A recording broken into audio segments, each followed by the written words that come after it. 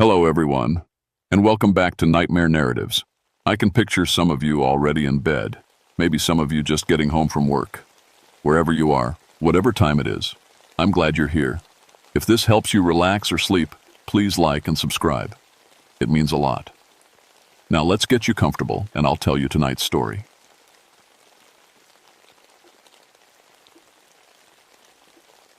My name is Benjamin Crowfeather, and I've been a ranger in these West Virginia mountains for 17 years.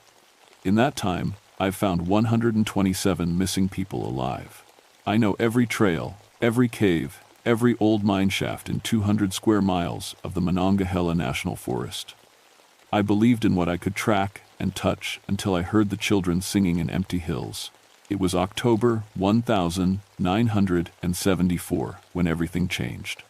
The autumn fog had rolled into Raven's Nest Hollow, thick as cotton, and the air carried that sharp bite that meant winter was coming early to the mountains.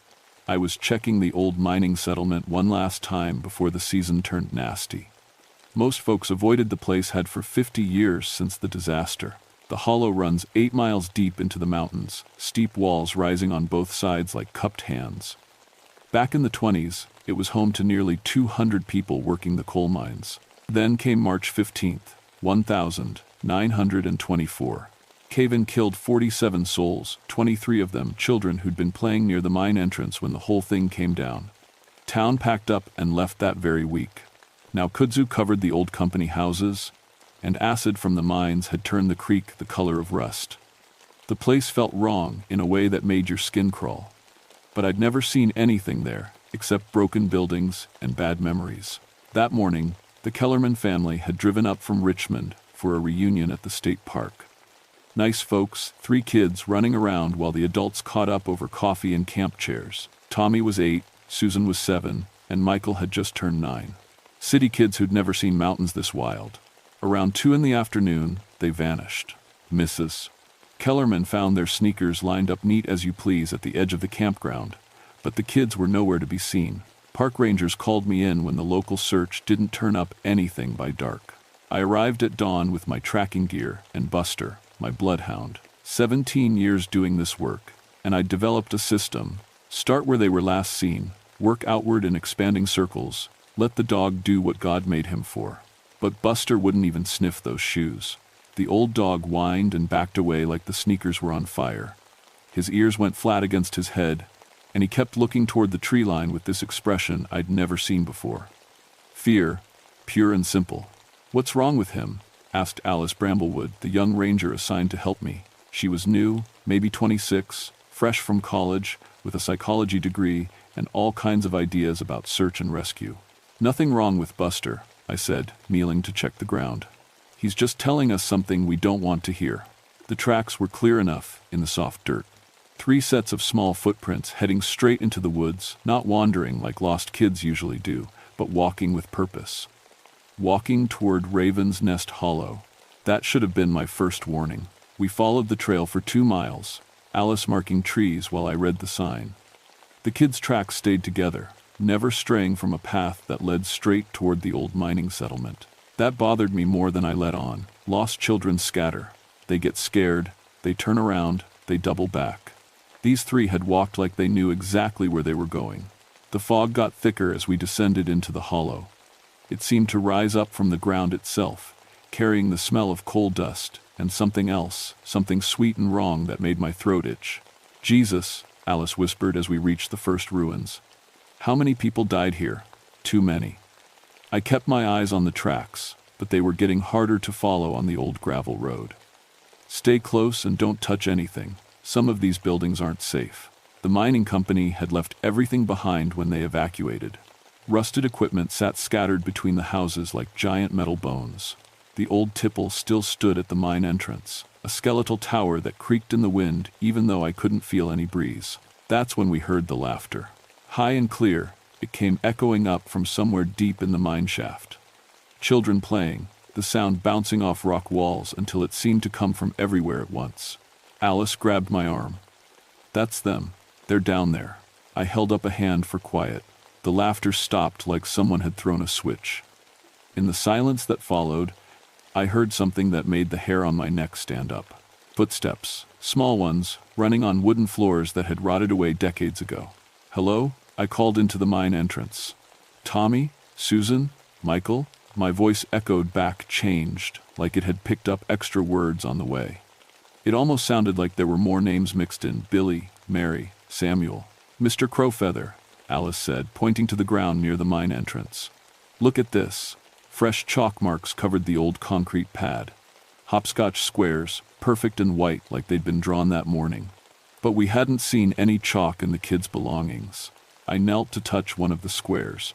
The chalk came off on my fingers, real as anything, but when I looked up, Alice was staring at something over my shoulder. "Ben," she whispered, "turn around slowly." I did, and felt my breath catch. Someone had arranged the mining equipment, old carts, picks, shovels, into a perfect circle around us. Gear that had been scattered and rusted when we arrived now formed a ring maybe 20 feet across. The metal gleamed like it had been freshly oiled. "We need to go," Alice said. "Right now." But before we could move, we heard them again. Children's voices, singing an old song I remembered from my own childhood. "Ring around the rosy, pocket full of posies, ashes, ashes, we all fall down." The voices came from inside the mine, but also from behind us, and to our left and right. Surround sound in a place where nothing should be making noise at all. My flashlight flickered and dimmed. Alice's did the same. The compass on my belt started spinning like a roulette wheel. "This isn't electromagnetic interference," Alice said, backing toward me. "This is something else." That's when I saw the footprints. Mixed in with the kids' sneaker tracks were older Mark's boot prints from the 1,920 seconds, the kind mining families wore. Small boots. Children's boots. They were fresh as this morning's dew. We got out of that hollow fast, but I couldn't shake what we'd seen. Back at the ranger station, I pulled every record I could find on the 1,924 mining disaster. What I learned made my hands shake as I turned the pages. The mine collapse hadn't been an accident. A 7-year-old girl named Mary Fletcher had been playing near the entrance when she heard the support beams groaning. She'd run inside to warn the workers, and 3 other children, Billy Morrison and Samuel Kowalski, had followed her. The cave-in happened 2 minutes later. 47 dead, including those 4 children who died trying to save the adults. And now their names were being called in that empty mine. Alice and I went back the next morning with better equipment and back up 2 rangers from the next county and a volunteer fire chief who knew the mine system. The fog was thicker than ever, so heavy you could barely see 10 feet.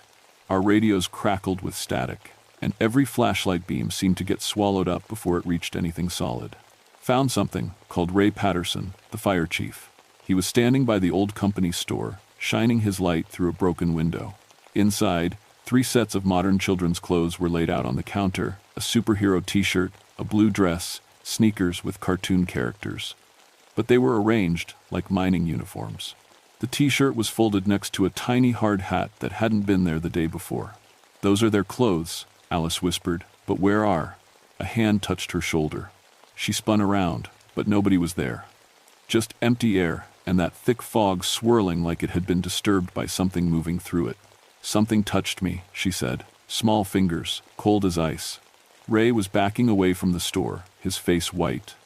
"I heard my daughter's voice in there, but she's home in Charleston, 3 hours away." That's when the minecart started moving. The sound came from deep underground metal wheels on rusted tracks, squealing and clanking like a train was running through the mine. But the tracks had been pulled up for scrap metal in 1925. I grabbed Alice's hand. "We're leaving, now." As we headed up out of the hollow, I heard children calling our names. Not the lost kids us, our names, in voices too old and too sad for children to have. "Benjamin," came the whisper. "Benjamin Crowfeather. We know why you came here. We know about Sarah." I stopped dead. Nobody had mentioned Sarah. Nobody knew that my own daughter had gone missing in these mountains 11 years ago, when she was just 6 years old. We'd never found her body. "Don't listen," Alice said, pulling my arm. "Whatever this is, don't listen." But the voice followed us all the way to the road. "We kept her safe, Benjamin. We keep them all safe. Safe in the dark, where nothing can hurt them anymore." That night, I couldn't sleep. I kept thinking about Sarah, about the 3 missing kids, about children's voices singing in empty mines. Around midnight, I drove back to Raven's Nest Hollow. I shouldn't have gone alone. The fog was gone, and moonlight turned everything silver and sharp. I could see clear to the mine entrance from the road. What I saw there made me understand that we were dealing with something beyond any search and rescue manual.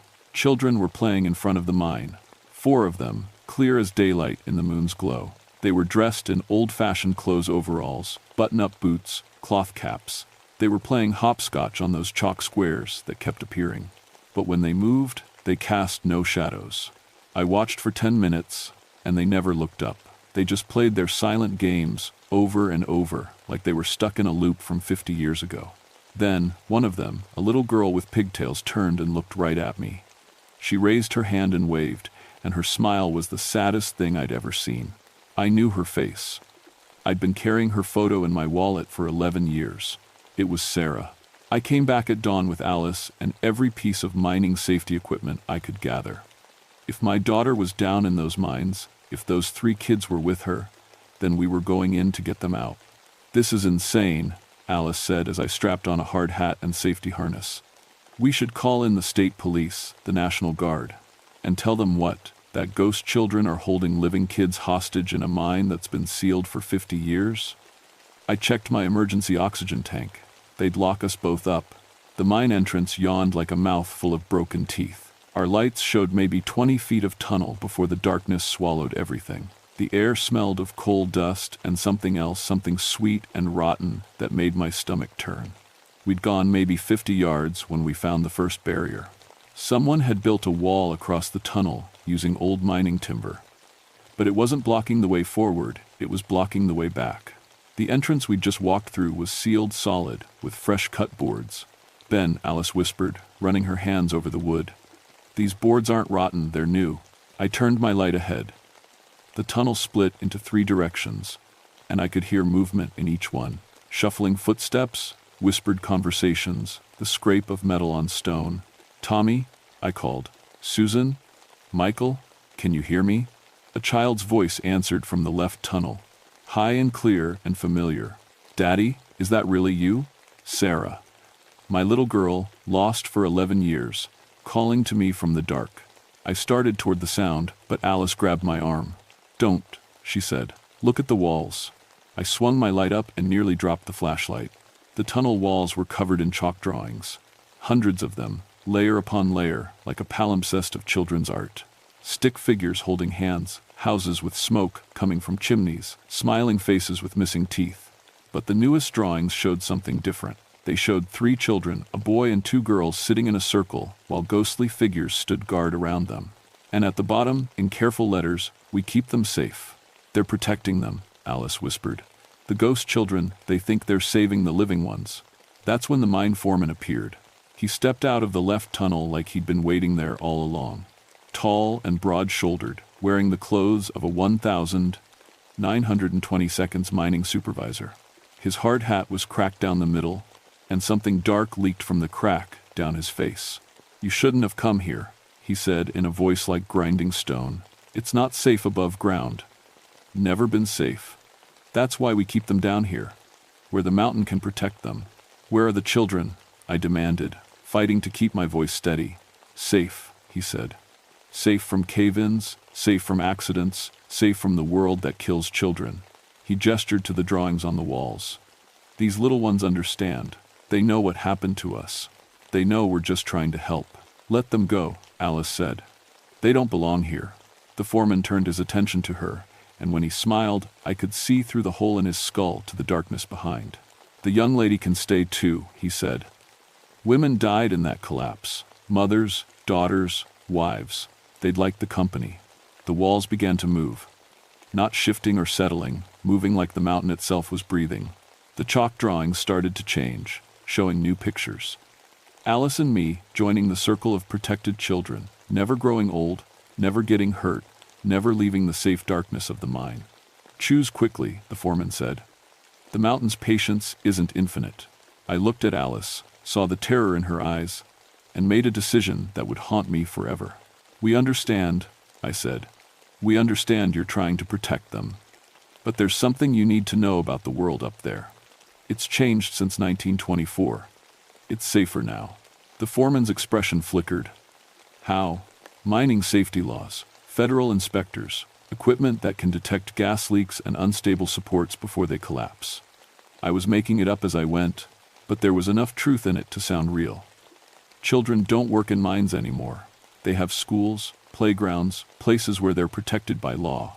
For a long moment, the only sound was water dripping somewhere in the darkness. Then, from deeper in the mine, I heard children talking. "Is he telling the truth, Mr. Colwright?" It was a boy's voice, young but somehow ancient. "Are children really safe up there now?" The foreman Colwright turned toward the sound. "Billy, you stay back. This doesn't concern." "It concerns all of us," said another voice. This one a girl. "We've been down here for 50 years, trying to keep others safe from what happened to us. But if the world's changed..." 3 small figures stepped into the light. Children in mining clothes, their faces pale as chalk dust. The little girl who'd waved at me the night before was with them, Sarah. But when she spoke, it wasn't with my daughter's voice. "I'm Mary Fletcher," she said. "This is Billy Morrison and Samuel Kowalski. We've been guarding this place since 1924, keeping children from the same fate that took us." She looked up at Colwright. "But maybe it's time to let go." Something. The mine foreman stared down at the children he'd been protecting for 5 decades. Something in his face cracked, and not just the wound in his skull.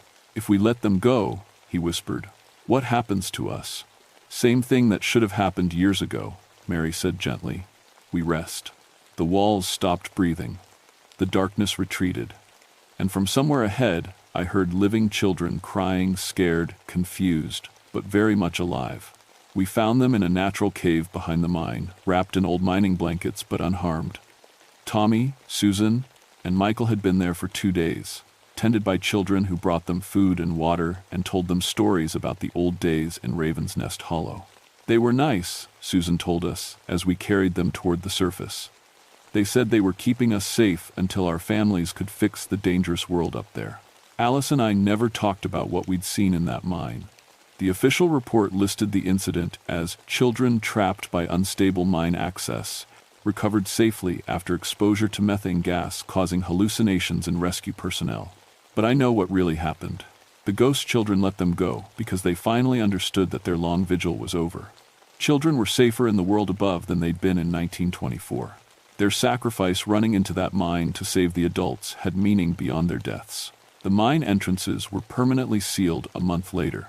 The whole area was designated a historical site, with a memorial plaque listing the names of everyone who died in the 1924 disaster, including Mary Fletcher, Billy Morrison, Samuel Kowalski, and mine foreman Jeremiah Colwright. Alice transferred to a desk job in Charleston. She said she couldn't handle the woods anymore, kept hearing children's voices in empty places. Last I heard, she'd become an advocate for missing children, working with families like I used to be. As for me, I finished my career as a ranger, retired early, and now I give talks about mining safety history to school groups. I tell them about the brave children who died trying to save adults, about industrial accidents that changed safety laws, about the importance of protecting workers. I don't tell them about the voices I still hear sometimes when I drive past Raven's Nest Hollow. Voices singing old songs, fainter now but still there. Children's laughter echoing from empty hills.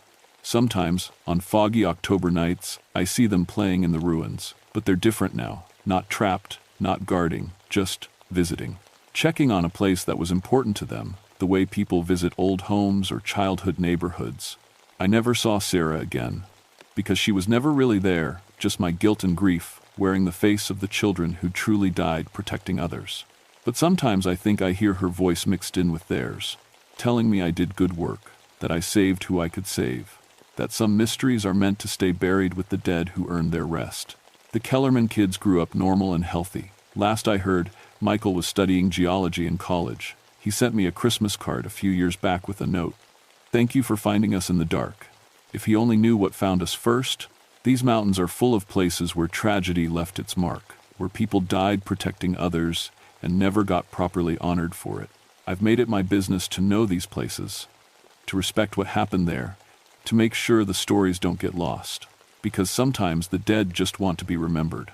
And sometimes they want to know that their sacrifice meant something. But mostly, They want to know that the children are safe. The hollow is quiet now. The fog still rises from the valley on October mornings, but it doesn't feel wrong anymore. It feels peaceful. Like something that was broken has finally been put right. Like children who spent 50 years standing guard can finally go home.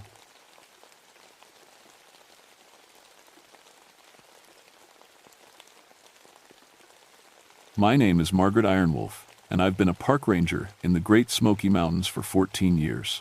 I've seen just about everything these mountains can throw at you. Black bears getting into garbage, wild cats stalking hikers, even the occasional escaped exotic pet. My granddaddy used to tell stories about something else in these hills, something he called the beast. I always figured those were just tall tales to keep kids from wandering too far into the woods. I should have listened to those stories. It was August 1979, the worst drought year anyone could remember. The blackberry bushes on Blackberry Ridge had withered up to nothing, and every creek was running low. Animals were getting desperate for food and water, which meant more conflicts with the farming families that lived along the park border. That's where I came in. Livestock conflict resolution was my specialty. In 14 years, I'd handled 89 cases without a single human death. I was proud of that record. The call came in on a Tuesday morning from Jim Henderson, who ran cattle on a spread about 20 miles out from the nearest town. The only road to his place was a dirt track that wound through thick rhododendron groves and over rocky creek beds. Flash floods from the summer storms had washed out most of it, making the drive take over an hour in my old Park Service truck. Lost 3 head last night, Jim told me when I pulled up to his farmhouse. His hands were shaking as he lit a cigarette. Never seen anything like it, Margaret. 25 years raising cattle, and I never seen anything like what happened to those animals. Jim was a steady man, not given to dramatics. If he was spooked, there was good reason for it. I grabbed my equipment bag and followed him out to the pasture where his family had been grazing their small herd. The August sun was already brutal at 9 in the morning, and the air hung thick and still around us. The first thing I noticed was the silence. In all my years in these mountains, I'd never heard such complete quiet. No birds, no insects, not even the usual rustle of small animals in the underbrush. The rhododendron thickets that bordered the pasture seemed to lean in around us, their thick green leaves creating pools of shadow even in the bright morning light. "Over here," Jim called, his voice barely above a whisper. What I found didn't make sense. 3 cattle, all full-grown steers, had been killed sometime during the night. But the way they died, I'd seen bear kills, wildcat kills, even dog pack kills. This was different. The bite marks on their necks were massive, easily twice the size of what a black bear could make. And the precision of it bothered me. Most predators make a mess when they kill large prey. These animals had been taken down with surgical accuracy. I knelt beside the nearest carcass and pulled out my measuring tape. The bite radius was over 8 inches across. The largest black bear skull I'd ever measured topped out at 6 inches, and that was a record setter. Whatever made these marks had jaws bigger than any native predator in North America. "Jim, you hear anything last night? Any sounds at all?" He shook his head, taking another nervous drag on his cigarette. "That's what's got me spooked. Usually when something takes livestock, there's noise. Cattle bellow, predator growls, something. But it was dead quiet all night long. Mary couldn't sleep because of how quiet it was. I took photos of the bite marks and collected hair samples from what looked like claw marks on the nearest steer's hide. The hair was coarse and dark, longer than bear fur, but with an odd smell to it. Musky like bear scent, but with something else underneath. Something that made the hair on the back of my neck stand up. As I worked, I kept getting the feeling that something was watching us. Every time I looked up toward the rhododendron thickets, I thought I saw movement in the shadows. But when I focused on any particular spot, there was nothing there. Just the thick green leaves hanging motionless in the still air. "I'm going to set up some trail cameras," I told Jim as I finished collecting evidence. "Whatever did this might come back. Most predators return to a kill site." Jim nodded, but I could see the doubt in his eyes. We both knew this wasn't the work of any normal predator. But what else could it be? I'd built my reputation on finding rational explanations for wildlife behavior. There had to be a logical answer. I just didn't know then how much I was going to wish there wasn't. Dr. Samuel Wyndham arrived at my ranger station the next morning with a grim expression and a cooler full of tissue samples. Sam was the regional wildlife veterinarian, a man who'd spent 30 years studying predator behavior across the southeastern United States. If anyone could make sense of what had happened at the Henderson place, it would be him. "Margaret, I've run these samples through every test I can think of," he said, setting the cooler on my desk with a heavy thud. "The bite force calculations don't match any known North American species. We're looking at something that can generate over 1,200 pounds per square inches of pressure. That's more than a grizzly bear. And we don't have grizzlies in Tennessee." I poured us both coffee while Sam spread his findings across my desk. Photos of the bite marks, measurements, DNA analysis reports, all pointing to the same impossible conclusion. "Could be an escaped exotic," I suggested. "Rich folks up in Gatlinburg sometimes keep strange pets. Maybe something got loose." Sam shook his head. "Already checked. No permits for large carnivores in the region, no reports of escapes. Besides, look at this." He pointed to one of the photos, showing claw marks on a tree near the kill site. "See how high up these gouges are? Whatever made them was standing at least 8 feet tall, maybe 9. I studied the photo. The claw marks were deep and deliberate, carved into the bark of an old oak tree. But there was something else that caught my attention. The pattern of the marks. They weren't random slashes like you'd expect from an animal marking territory. They looked almost deliberate, purposeful. "We need to go back out there," I said. "Check the trail cameras, see if we caught anything." The drive to the Henderson place felt different this time. The rhododendron thickets seemed denser, the shadows deeper. Even with Sam riding along, I couldn't shake the feeling that we were being watched. The silence that had bothered Jim was still there. No birds singing, no insects buzzing, just the low rumble of my truck engine and the crunch of gravel under the tires. Jim met us at the farm gate, his face pale. "Mary won't leave the house," he said. "Found more tracks this morning. Right up by the kitchen window. Whatever it is, it came looking around the house last night. The tracks were unlike anything I'd seen in 14 years of ranger work. They were huge, easily twice the size of a black bear print, but with one detail that made my blood run cold. There, clear as day, in the soft earth by Mary Henderson's kitchen window, was the print of what looked like an opposable thumb. "Bears don't have thumbs," Sam whispered. "No," I agreed. "They don't." We followed the trail of prints away from the house, toward the tree line where the Henderson property met the national forest. The tracks led us into a grove of ancient rhododendrons, their twisted branches forming a canopy so thick that noon felt like twilight beneath them. That's where we found the first trail camera.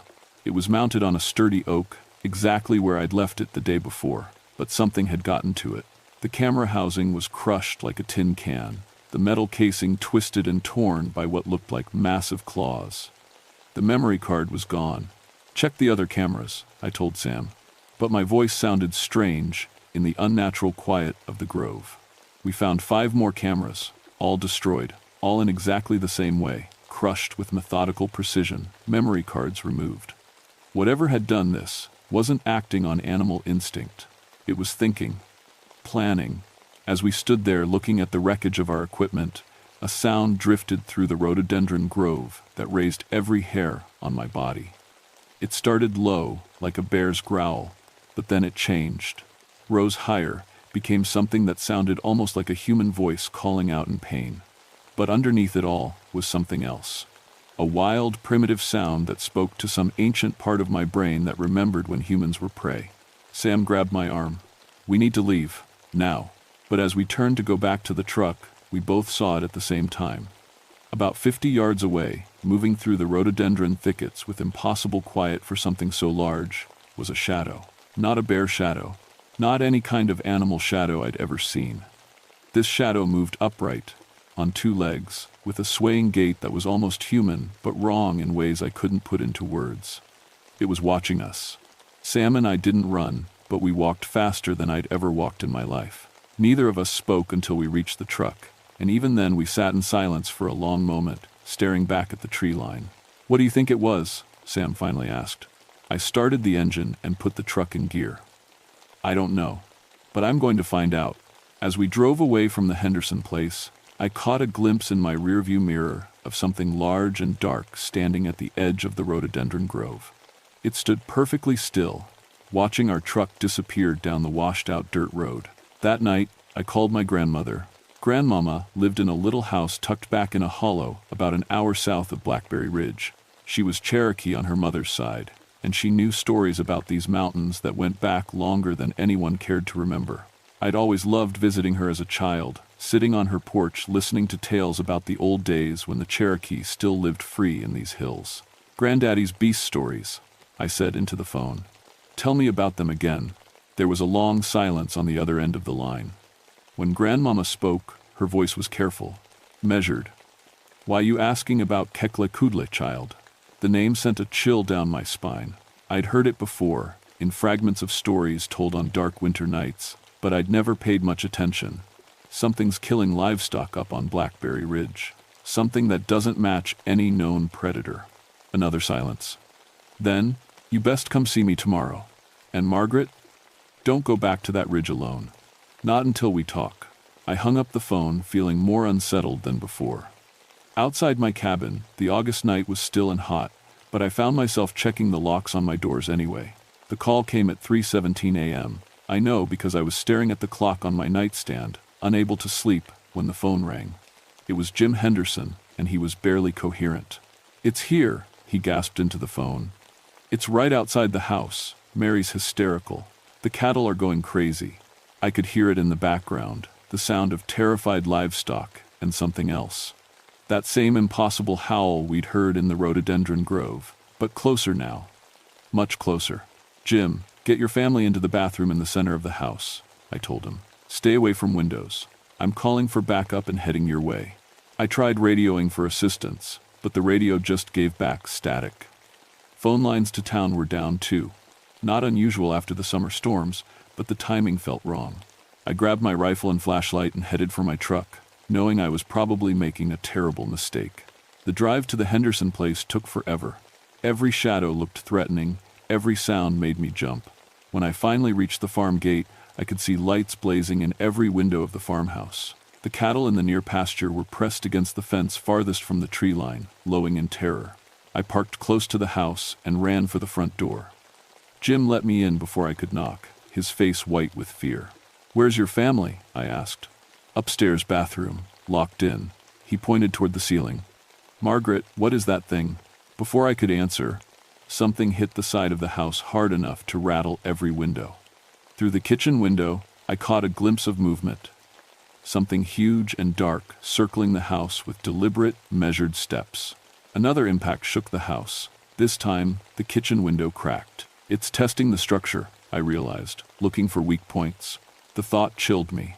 This wasn't random animal aggression. Whatever was out there was being systematic, intelligent. A third impact, harder than before, and the kitchen window exploded inward. Glass sprayed across the floor, and through the opening came a sound I'll never forget. A huffing, sniffing noise as something large investigated the hole it had created. I raised my rifle and aimed at the broken window, but what I saw there made me freeze. In the frame of the window, barely visible in the darkness outside, was an eye, not a bear's eye. Not any animal's eye I'd ever seen. This eye held intelligence, purpose, and it was looking directly at me. The eye blinked once, slowly, and then disappeared. "Jim," I whispered, "we need to get your family and get out of here. Now." But as we started toward the stairs, we heard it, the sound of wood splintering. The thing outside had found the back door. Jim and I ran for the staircase as heavy footsteps echoed through the first floor of the house. Behind us, I could hear furniture being overturned, walls being scraped by something with claws like railroad spikes. We reached the upstairs bathroom, where Mary Henderson sat on the floor, holding their 2 children, tears streaming down her face. The kids were maybe 8 and 10, old enough to understand they were in terrible danger, but too young to do anything about it. "Is there another way out?" I asked Jim. He shook his head. "Just the stairs." Below us, the footsteps had stopped. In the sudden silence, we could hear breathing, deep, measured breaths that seemed to shake the floorboards. Whatever was down there was thinking, planning its next move. Then came a sound that nearly stopped my heart, the deliberate, careful creak of something heavy climbing wooden stairs. I checked my rifle and counted my ammunition, 6 rounds. Against something that could tear apart my trail cameras with its bare hands and punch through a farmhouse window like it was paper.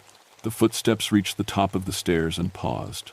In the silence that followed, I could smell it, that musky, wild scent I'd noticed at the kill site, but stronger now, much stronger. A shadow passed beneath the bathroom door. That's when Mary Henderson's youngest child started to cry. The crying stopped when I put my hand over little Sarah Henderson's mouth. Not to hurt her, but to keep us all alive. Outside the bathroom door, I could hear the thing moving around, testing the walls, learning the layout of the house. Then came the sound I'd been dreading, claws scratching deliberately against the bathroom door. Not trying to break in yet, just letting us know it knew exactly where we were. The window, Jim whispered, pointing to the small window above the bathtub. We could try to climb down. I looked. It was a 15-foot drop to hard ground. With 2 kids and Mary's bad knee, someone was going to get hurt. But it was better than waiting here to die. That's when the scratching stopped. In the silence that followed, I heard something that made my blood freeze. Footsteps moving away from the door, back down the hallway, back down the stairs. The thing was leaving. "Stay here," I whispered to the Henderson family. "Don't move, don't make a sound." I eased the bathroom door open and peered into the dark hallway. Empty. I could hear the creature moving around downstairs again, but differently now, more purposeful, like it was looking for something specific. I crept to the top of the stairs and listened. The sounds were coming from Jim's study, papers rustling, desk drawers being opened and closed. Whatever this thing was, it wasn't just a mindless predator, it was searching for something. Moving as quietly as I could, I made my way down the stairs with my rifle ready. The study door was open, and pale moonlight streaming through the window showed me something that nearly made me drop my gun. The creature was sitting at Jim's desk like a person, going through his papers with careful, deliberate movements. It was massive, easily 9 feet tall even sitting down, covered in dark fur that seemed to absorb the moonlight. Its hands were like nothing I'd ever seen, with fingers that ended in claws but moved with human dexterity. As I watched, frozen in terror, it found what it was looking for. A map. One of Jim's survey maps showing the property boundaries between his farm and the national forest. The creature studied the map for a long moment, then looked directly at me. I'll never forget those eyes. They held intelligence, yes, but also something like sadness and anger. Deep, ancient anger. When it spoke, I nearly fainted. "You disturbed sacred ground." The voice was like gravel and honey mixed together, words that seemed to come from deep in its chest. The ones who harvest the sacred root. They opened what should stay closed. My rifle was pointing at it, but I couldn't pull the trigger. This wasn't just some animal. This was something else entirely. "The ginseng poachers," I managed to whisper. "You're talking about the Jennings brothers." The creature nodded slowly. "They took from the burial cave, scattered the bones of my people. I am Kekle Kudle, guardian of the sacred places." I tried to warn them. They would not listen. I thought about the reports that had been filed last week. 2 men found dead near the old Cherokee burial sites up on the ridge. The official cause of death was listed as animal attack, but now I understood what had really happened. "You killed them. I protected what they defiled." The creature stood up, its massive form filling the small study. "As I will protect it from all who disturb the rest of the dead." "The Hendersons haven't done anything wrong," I said, surprised by the steadiness of my own voice. "Their cattle just graze here. They don't even know about any burial sites." Kekle Kudle moved closer, and I caught the full force of its scent, wild and ancient, like earth and rain, and something indefinably older. "You are keeper of the mountain paths. You should have protected the sacred places." The accusation hit me like a physical blow. He was right. Those burial sites were supposed to be under Park Service protection, but I'd been so focused on managing wildlife conflicts that I'd never checked on them. I'd failed in my duty, and people had died because of it. "What do you want?" I asked. "The bones must be returned to their proper rest. The cave must be sealed, and those who know of this place must stay away." I nodded slowly. "I can make that happen. But you have to let the Henderson family go. They're innocent in this." Kekle Kudle studied me for a long moment, those ancient eyes seeming to weigh my soul. Finally, he moved aside, clearing the path to the stairs. "Go," he rumbled. "Take them away from this place. Do not return until the sacred ground is healed." I backed toward the stairs, keeping my rifle lowered but ready. As I reached the first step, the creature spoke again. Your grandmother's grandmother knew my people. She learned the old ways, the proper ceremonies. Ask her to teach you." Then he was gone, melting into the shadows as if he'd never been there at all. But the study window was open, and the night air carried that wild, ancient scent that I knew I'd never forget. It took 3 days to organize the ceremony. Grandmama came up from her hollow, bringing Joseph Sequoia, a Cherokee elder who knew the proper rites for reburying disturbed remains. The Park Service officially closed that section of Blackberry Ridge for archaeological preservation, and I made sure the paperwork would keep it closed permanently. We found the burial cave exactly where Kikle Kudle had said it would be, hidden behind a rockfall about 2 miles up from the Henderson place. The Jennings brothers had been thorough in their desecration, scattering bones and artifacts in their search for valuable ginseng roots. It took most of the day to collect everything and return it to its proper resting place. Joseph performed the ceremonies, while Grandmama and I assisted. We offered tobacco and said the prayers for the dead, asking forgiveness for the disturbance and promising to protect the site.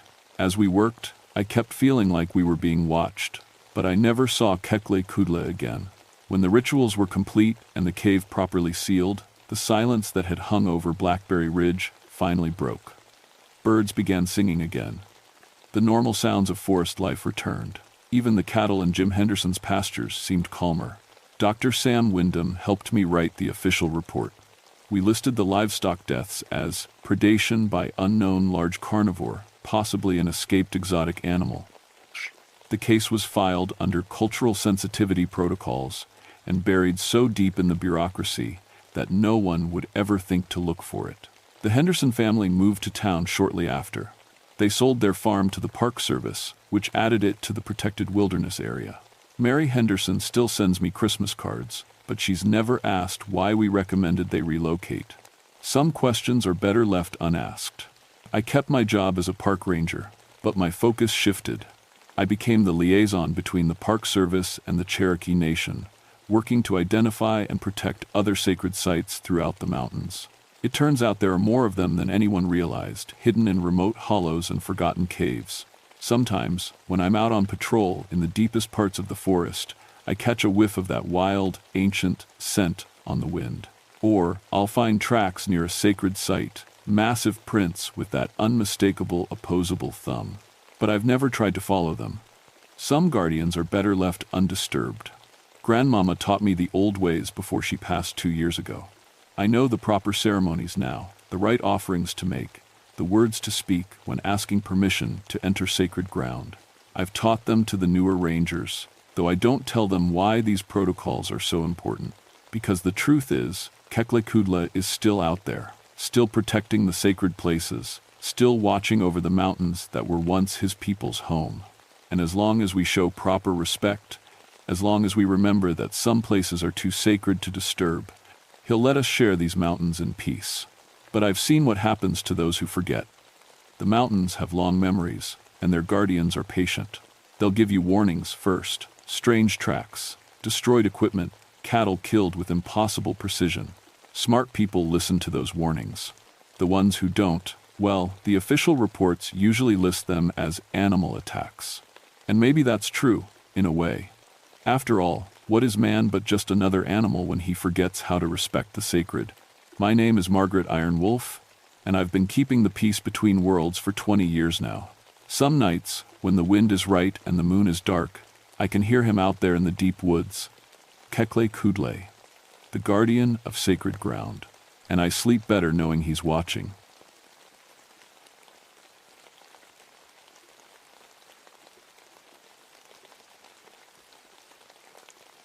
My name is Thomas Nightshade, and I've been a forest ranger for 21 years. I thought I'd seen everything these Virginia mountains could throw at me until I met something that shouldn't exist.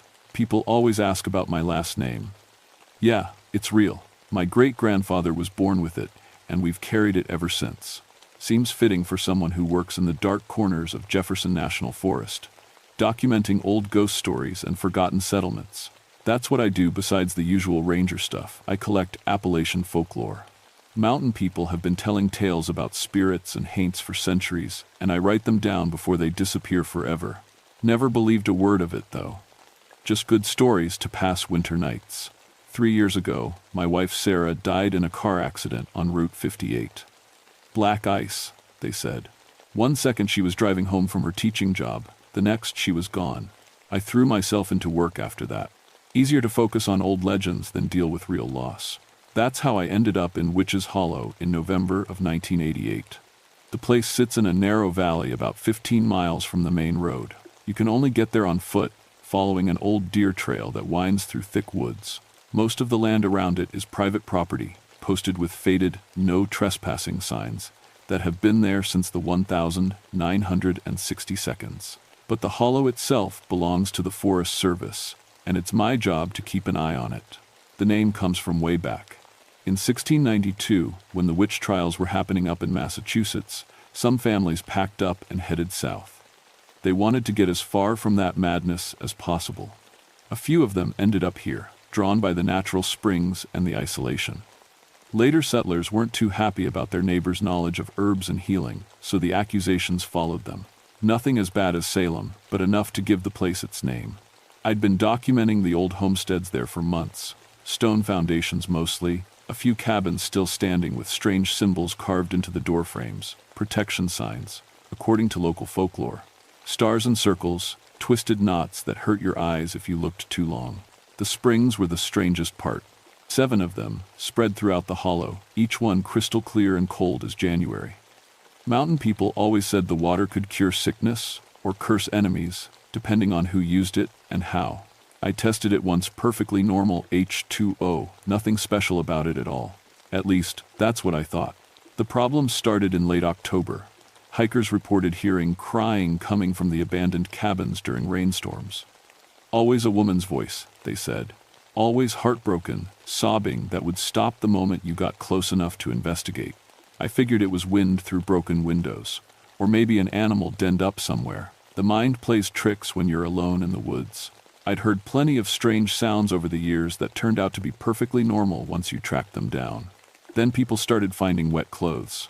Not just any clothes, old-fashioned dresses and aprons, soaking wet, hanging on bushes near the springs. They'd appear overnight, even when there hadn't been any rain. Nobody camping in the area, no washing machines for miles. Just wet laundry, dripping onto dry ground. That got my attention. Somebody was messing around in my hollow, and I meant to find out who. I brought my intern along on the first investigation. Sarah Moonbeam, yes, that's her real name. Her parents were hippies, was a folklore student from Virginia Tech. Smart girl, good with a camera, and she knew enough about Appalachian history to be useful. Plus, I figured an extra pair of eyes wouldn't hurt. We hiked in on a gray Tuesday morning. The trees were bare, except for a few stubborn oaks clinging to brown leaves. Fog hung low in the hollow, thick enough that you couldn't see more than 50 feet in any direction. Our boots crunched on frost-covered leaves, the sound echoing off the valley walls. Creepy place, Sarah said, adjusting her backpack. I can see why people made up stories about it. Every old settlement has ghost stories, I replied. Comes with the territory. But even as I said it, something felt wrong. 21 years in these woods, and I'd developed instincts about places. Some spots just felt heavy, like the air itself was holding its breath. Witch's Hollow had never felt like that before, but now it did. We found the first wet dress hanging from a blackberry bush near the largest spring. A brown wool thing with long sleeves and a high collar, cut in a style I'd seen in colonial museums. Water dripped from the hem, forming a dark puddle in the leaves below. Sarah reached for her camera. How long has this been here? No idea. Hikers found one like it last week, but I thought they were pulling my leg. I touched the fabric. Definitely wet and cold as ice. Feels real enough. Should we take it with us? I shook my head. Let's document everything first. Get photos from every angle, then we'll bag it for the office. While Sarah worked with the camera, I walked the perimeter of the spring. The water bubbled up from deep underground, so clear you could see every pebble on the bottom. But something was different about it now. A reddish tint that hadn't been there before, like rust or... I didn't want to think about what else it might be. That's when I heard the first sob. The sound came from somewhere behind me, soft and broken-hearted. I spun around, but saw only Sarah crouched by the spring with her camera. "Did you hear that?" I asked. She looked up. "Hear what?" The sobbing came again, closer this time. A woman's voice, full of grief, so deep it made my chest ache. It seemed to come from everywhere and nowhere, echoing off the valley walls. Sarah heard it too. Her face went pale. "What is that?" "Stay close," I said, pulling out my radio. Nothing but static. We were too deep in the hollow for a clear signal. Probably just someone hurt, maybe lost. But I didn't believe it. In 21 years, I'd heard every sound these mountains could make. This was something else. The crying led us deeper into the hollow, past 2 more springs, where we found more wet clothes, a white nightgown draped over a fallen log, a child's dress hanging from a low branch. All soaking wet, all old-fashioned, all impossible. Sarah stopped taking pictures after the 3rd one. "This isn't natural, is it?" I wanted to give her a rational explanation. Pranksters, maybe, or some kind of historical reenactment group. But the crying was getting louder, and my hands were starting to shake. We found the source near the old Matthews cabin. A woman knelt by the smallest spring, washing something in the red-tinted water. She wore a brown dress, like the one we'd found earlier, her dark hair covered by a white cap. Her shoulders shook with each sob, and she scrubbed whatever she held like her life depended on it. I couldn't see her face, but I could feel her sadness. It hit me like a physical weight, pressing down on my chest until I could barely breathe.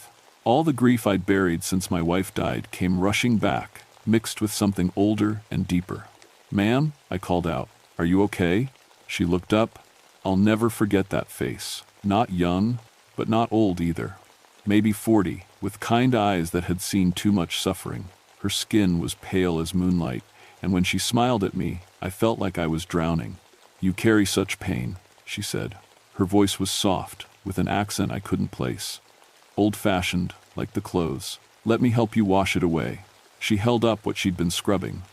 A man's shirt, covered in dark stains that might have been blood. The water ran red around her hands. "We're forest rangers," Sarah said, her voice shaky. "We're here to help."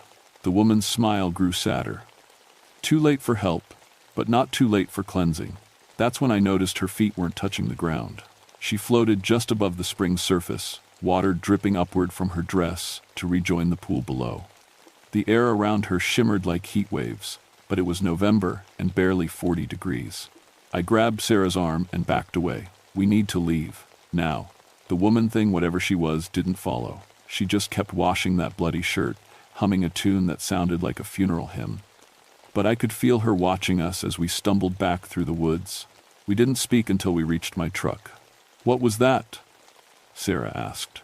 "I don't know." I started the engine with shaking hands. Probably just someone playing dress-up. Mountain people can be strange about outsiders. But Sarah wasn't buying it any more than I was. She was floating, Thomas, and that water. Tricks of light. Bad angle. "We'll come back tomorrow with better equipment."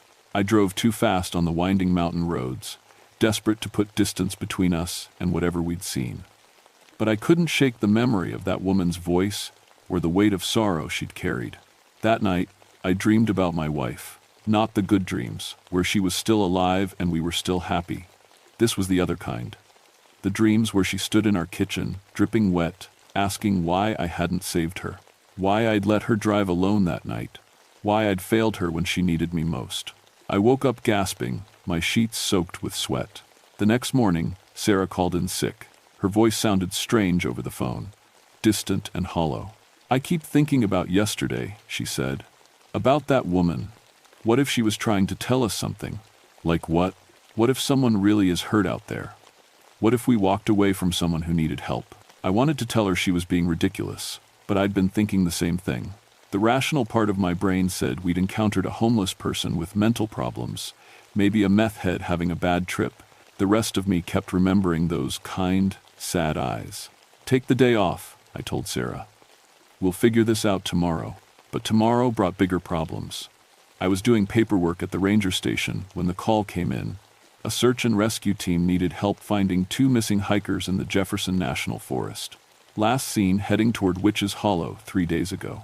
Their names were Jim and Kate Morrison, married couple from Richmond. Experienced hikers, good equipment, registered their route with Park Services. They should have been home Monday night. Instead, we found their car parked at the trailhead, covered with 3 days' worth of fallen leaves. I led the search team into the hollow that afternoon.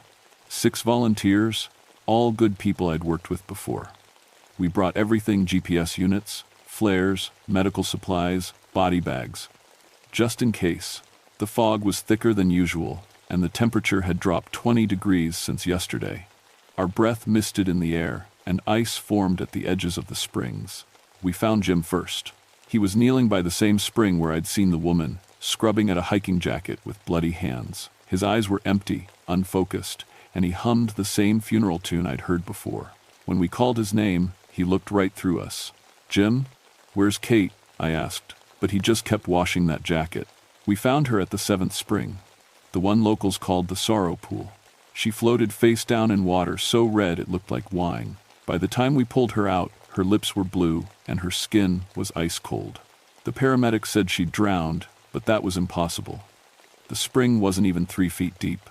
Jim spent 2 weeks in the psychiatric ward at Roanoke General Hospital.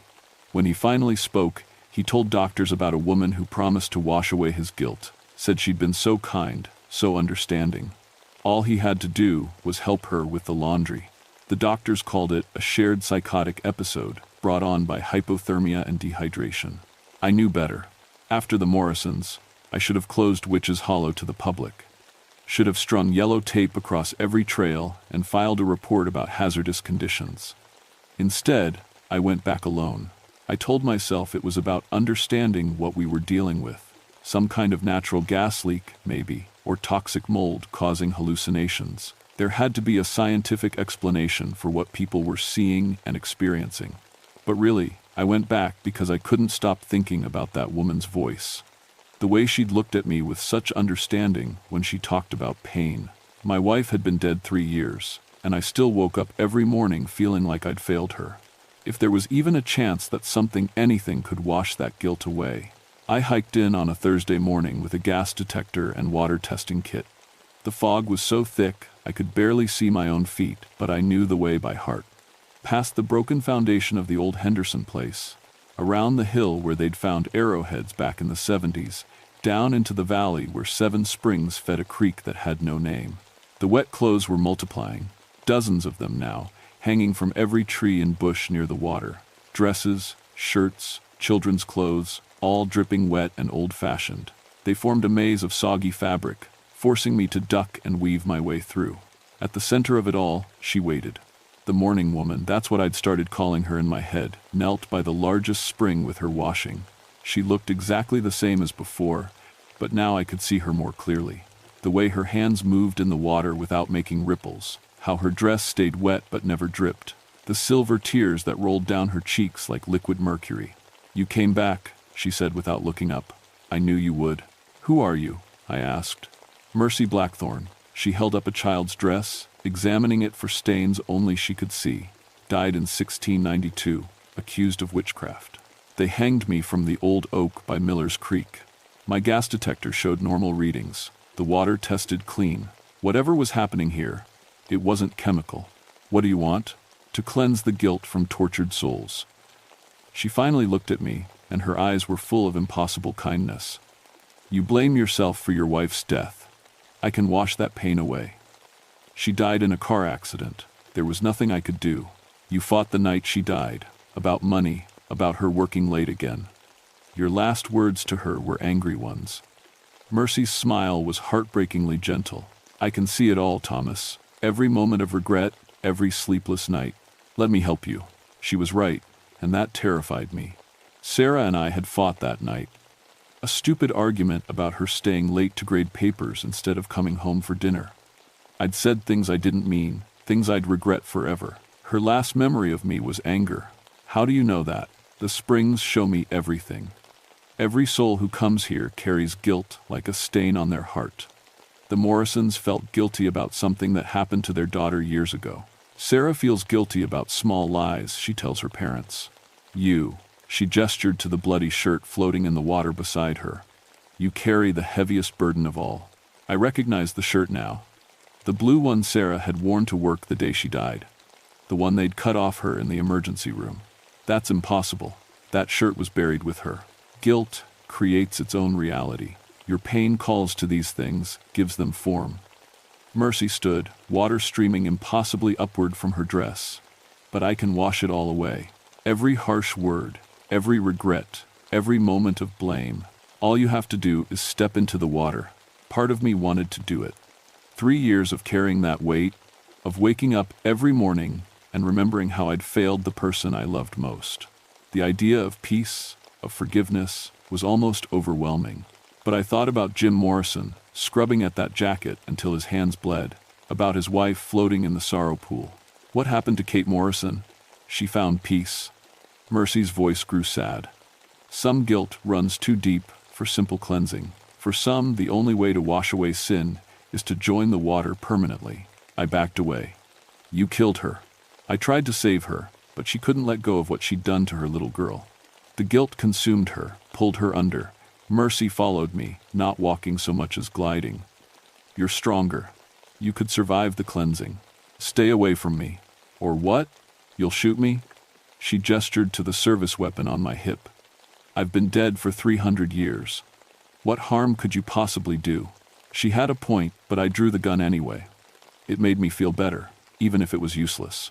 I'm leaving, I said, and I'm closing this place down. Nobody else dies here. You can't close the springs. They've been here since before your people came to these mountains. They'll be here long after you're gone. Mercy stopped following, but her voice carried easily through the fog. But you can warn others. Tell them about the mourning woman.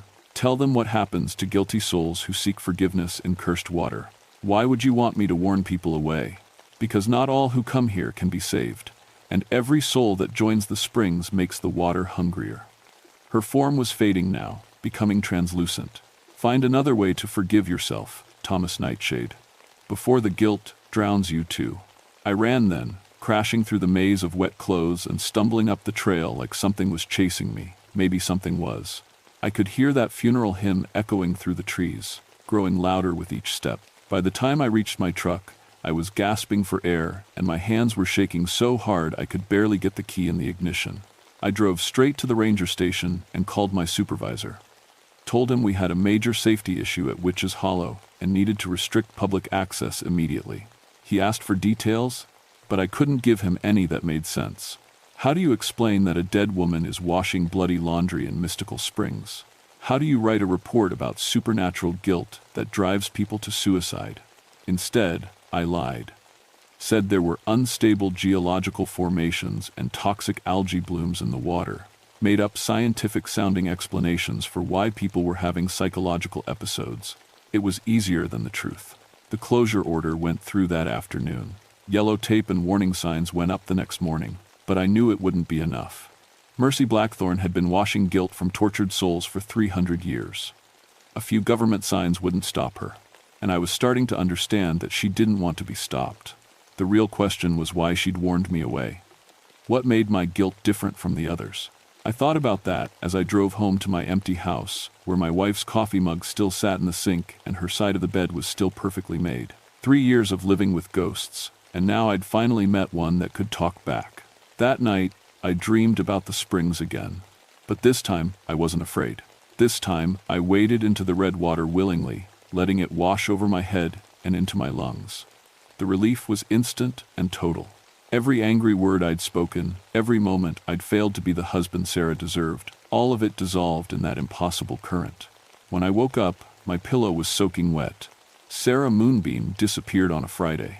She'd been acting strange all week since we found the Morrison couple. Quiet, distracted, constantly checking her phone like she was waiting for some important message. When I asked if she was okay, she just smiled and said she was thinking about forgiveness. I should have seen the warning signs. Her roommate called Saturday morning. Sarah hadn't come home Friday night, and her car was missing. The last anyone had seen her, she was talking about visiting some historical site for her folklore project. I knew where she'd gone. I hiked into Witch's Hollow alone, carrying only my service weapon and a flashlight. The closure signs had been torn down, the yellow tape snapped and scattered. Someone had been through here recently, and I was pretty sure who. The fog was so thick I had to feel my way along the trail. My flashlight beam disappeared after a few feet, swallowed by the gray mist. But I could hear water running somewhere ahead, and that funeral hymn humming on the wind. I found Sarah at the sorrow pool.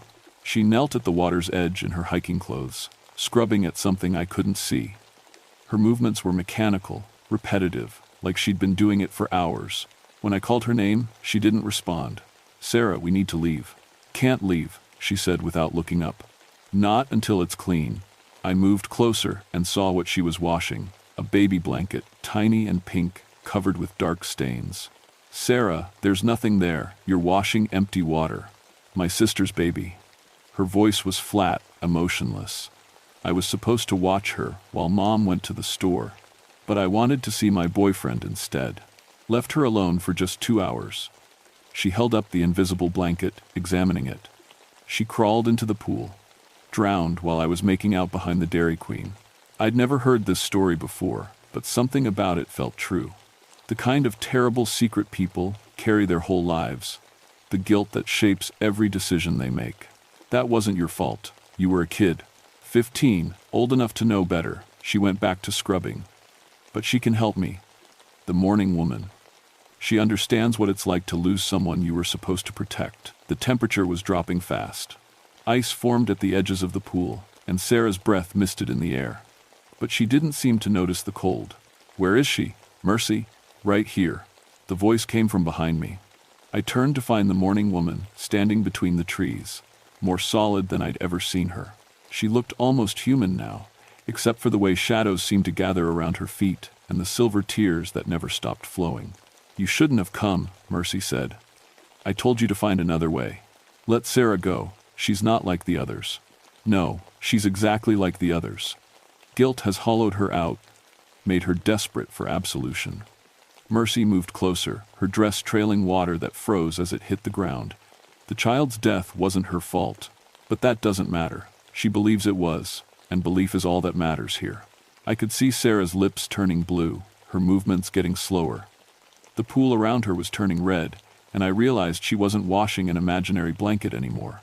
She was washing her own blood from her hands where she'd scraped them raw against the rocky bottom. "Stop this. I'm not doing anything. The springs respond to guilt, not to me. I'm just the caretaker." Mercy's voice grew sad. "She came here seeking forgiveness, and the water is giving her what she asked for. By killing her? By cleansing her. Some stains go too deep for simple washing. For those souls, the only way to achieve purity is to join the water permanently." Sarah was starting to lean forward now, her head drooping toward the red surface. In a few more minutes, she'd slip under just like Kate Morrison. "There has to be another way." "There is." Mercy looked directly at me. "Trade yourself for her. Your guilt is older, deeper. The springs would be satisfied with that exchange." I thought about it. 3 years of carrying the weight of my failure, of waking up every morning and remembering that my last words to my wife had been angry ones. The idea of peace was tempting, but I looked at Sarah, young and broken and bleeding into cursed water, and I knew I couldn't let her die for my cowardice. What if there was a different kind of trade? "Explain." "You said you were hanged for witchcraft, that you died trying to protect others." I pulled out my gun, not to threaten but to show I was serious. What if someone acknowledged that injustice? What if someone officially cleared your name? Mercy's expression changed. For the first time since I'd met her, she looked surprised. "That's not possible. I died 300 years ago. There are no records, no courts that would hear such a case. You'd be surprised what we can do with historical research these days. The National Forest Service has connections with universities, genealogical societies, historical preservation groups. I was making it up as I went along, but it felt right. We could petition the Virginia legislature for a formal pardon, posthumous exoneration for victims of witch trial persecution. Why would you do that? Because you're not the monster here. You're another victim." I understood it now, saw the whole picture. You died trying to save people who were falsely accused. The guilt you carry isn't about individual sins, it's about systematic injustice. You're trying to wash away a stain that was never yours to begin with. Mercy stared at me for a long moment. Then she began to cry, real tears this time, not the silver ones that had been falling for centuries. "I couldn't save them," she whispered. "Martha Prescott, Ann Wilkins, little Rebecca Hatch. I knew they were innocent, but I couldn't convince anyone to listen. They died because I failed to protect them, just like I failed to protect my wife. Just like Sarah thinks she failed to protect her sister. I holstered my gun. We're all carrying guilt that belongs to someone else. You, for a justice system that valued fear over truth. Me, for a husband who should have said, "I'm sorry," instead of "goodbye." Sarah, for being a teenager who made a teenage mistake. Sarah had stopped scrubbing. Her head was still drooping toward the water, but she was listening. "The difference is," I continued, "yours was never your fault. You did everything you could. The guilt you've been carrying, the guilt that's been feeding these springs, it belongs to the people who ignored your warnings and killed innocent women." Mercy's form was growing brighter, more solid. "You really believe that?" "I know it. And I promise you, if you let Sarah go, if you stop trying to cleanse guilt that isn't ours to begin with, I'll make sure the world knows what really happened here. I'll get you that pardon, that official acknowledgement. Your name will be cleared. And your own guilt? I thought about that. I'll carry it. But I'll carry it honestly, without trying to wash it away in magical springs. My wife and I had problems, real ones, and maybe some of them were my fault. But her death was an accident, not divine punishment for my failures. Learning to live with that truth, that's my job, not yours." Mercy looked at Sarah, still kneeling in the bloody water. Then she nodded. "Rise up, child," she said softly. "Your penance is complete." Sarah blinked, confused, like she was waking from a deep sleep. She looked around at the red water, at her bleeding hands, at me standing on the shore. "Thomas, what happened?" I was washing." She tried to stand and nearly fell. I waded in and pulled her to safety. "It's over," I said. "Time to go home." When I looked back, Mercy Blackthorn was gone. But the springs ran clear again, and the wet clothes had vanished from the trees. In the distance, I could hear church bells ringing. It took 18 months, but I kept my promise. The Virginia Historical Society was surprisingly receptive to the idea of posthumous pardons for witch trial victims. Turns out there was already a movement to acknowledge the injustices of colonial-era persecution, and Mercy Blackthorn's case fit perfectly into their research. We found records of her trial in the courthouse basement in Hampton. She'd been accused of consorting with devils, but the real crime was speaking out against the witch trials. She'd written letters to the governor, organized petitions, even tried to hide some of the accused women. For a woman in 1692, that kind of activism was essentially a death sentence. The pardon ceremony was held at the Virginia State Capitol on a crisp October morning. Governor Wilder himself signed the proclamation, officially clearing Mercy Blackthorn's name and acknowledging the state's responsibility for historical injustices. I was the only person there who knew she was listening.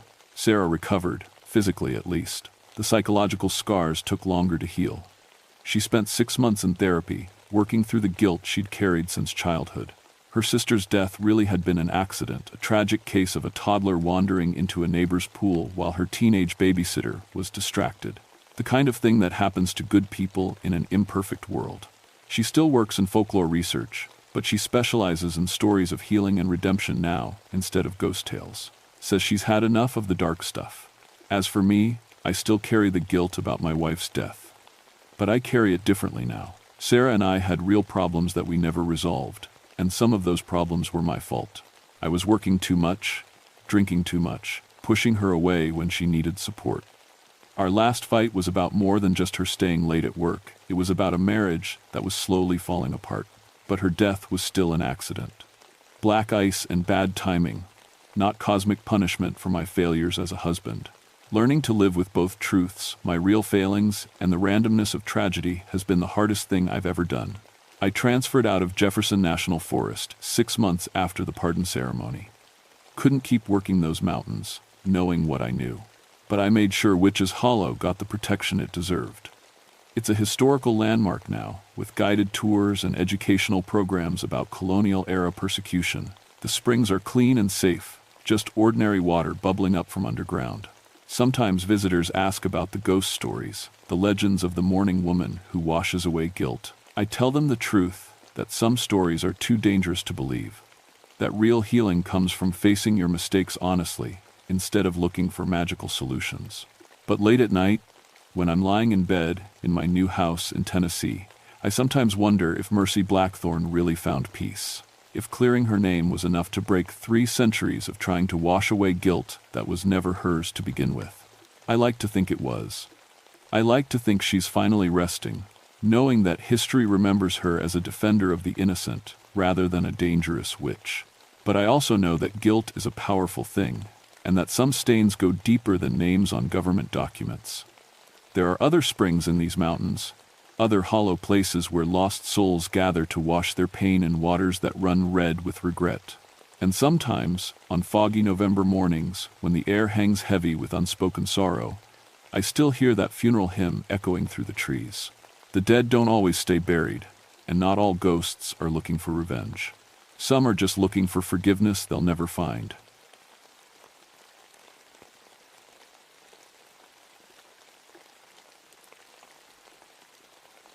My name is Daniel Blackstone, and for 16 years I've been tracking poison through the Coal River Valley.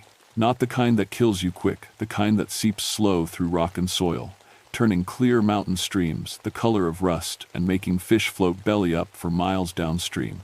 I'm a park ranger, but most folks don't know we do more than just watch for campfires and bears. I've got a degree in environmental engineering, and my job is monitoring water quality in the New River Gorge. Specifically, I track acid mine drainage from the old strip mining operations that tore up these mountains back when coal was king, and nobody cared much about what happened after. March of 1981 was shaping up to be a bad month. Spring runoff was starting, and that meant all the contaminated water sitting in abandoned mine pits was going to flush down into the Coal River system. My truck was loaded with testing equipment, pH meters, sample bottles, chemical analysis kits. I'd driven this route so many times I could do it with my eyes closed, but every spring brought new surprises. Mining companies had a habit of leaving nasty gifts behind. The road to Monitoring Station 7 was already getting rough from the early melt. My Ford pickup bounced through potholes filled with orange water, iron oxide runoff that stained everything it touched. The CB radio crackled with static. Cell phones weren't a thing yet, and out here in the hollows, you were pretty much on your own. I parked at the wooden bridge that crossed Sulphur Creek, one of the worst contaminated tributaries. The water below ran bright orange, like someone had dumped a truckload of rust into it.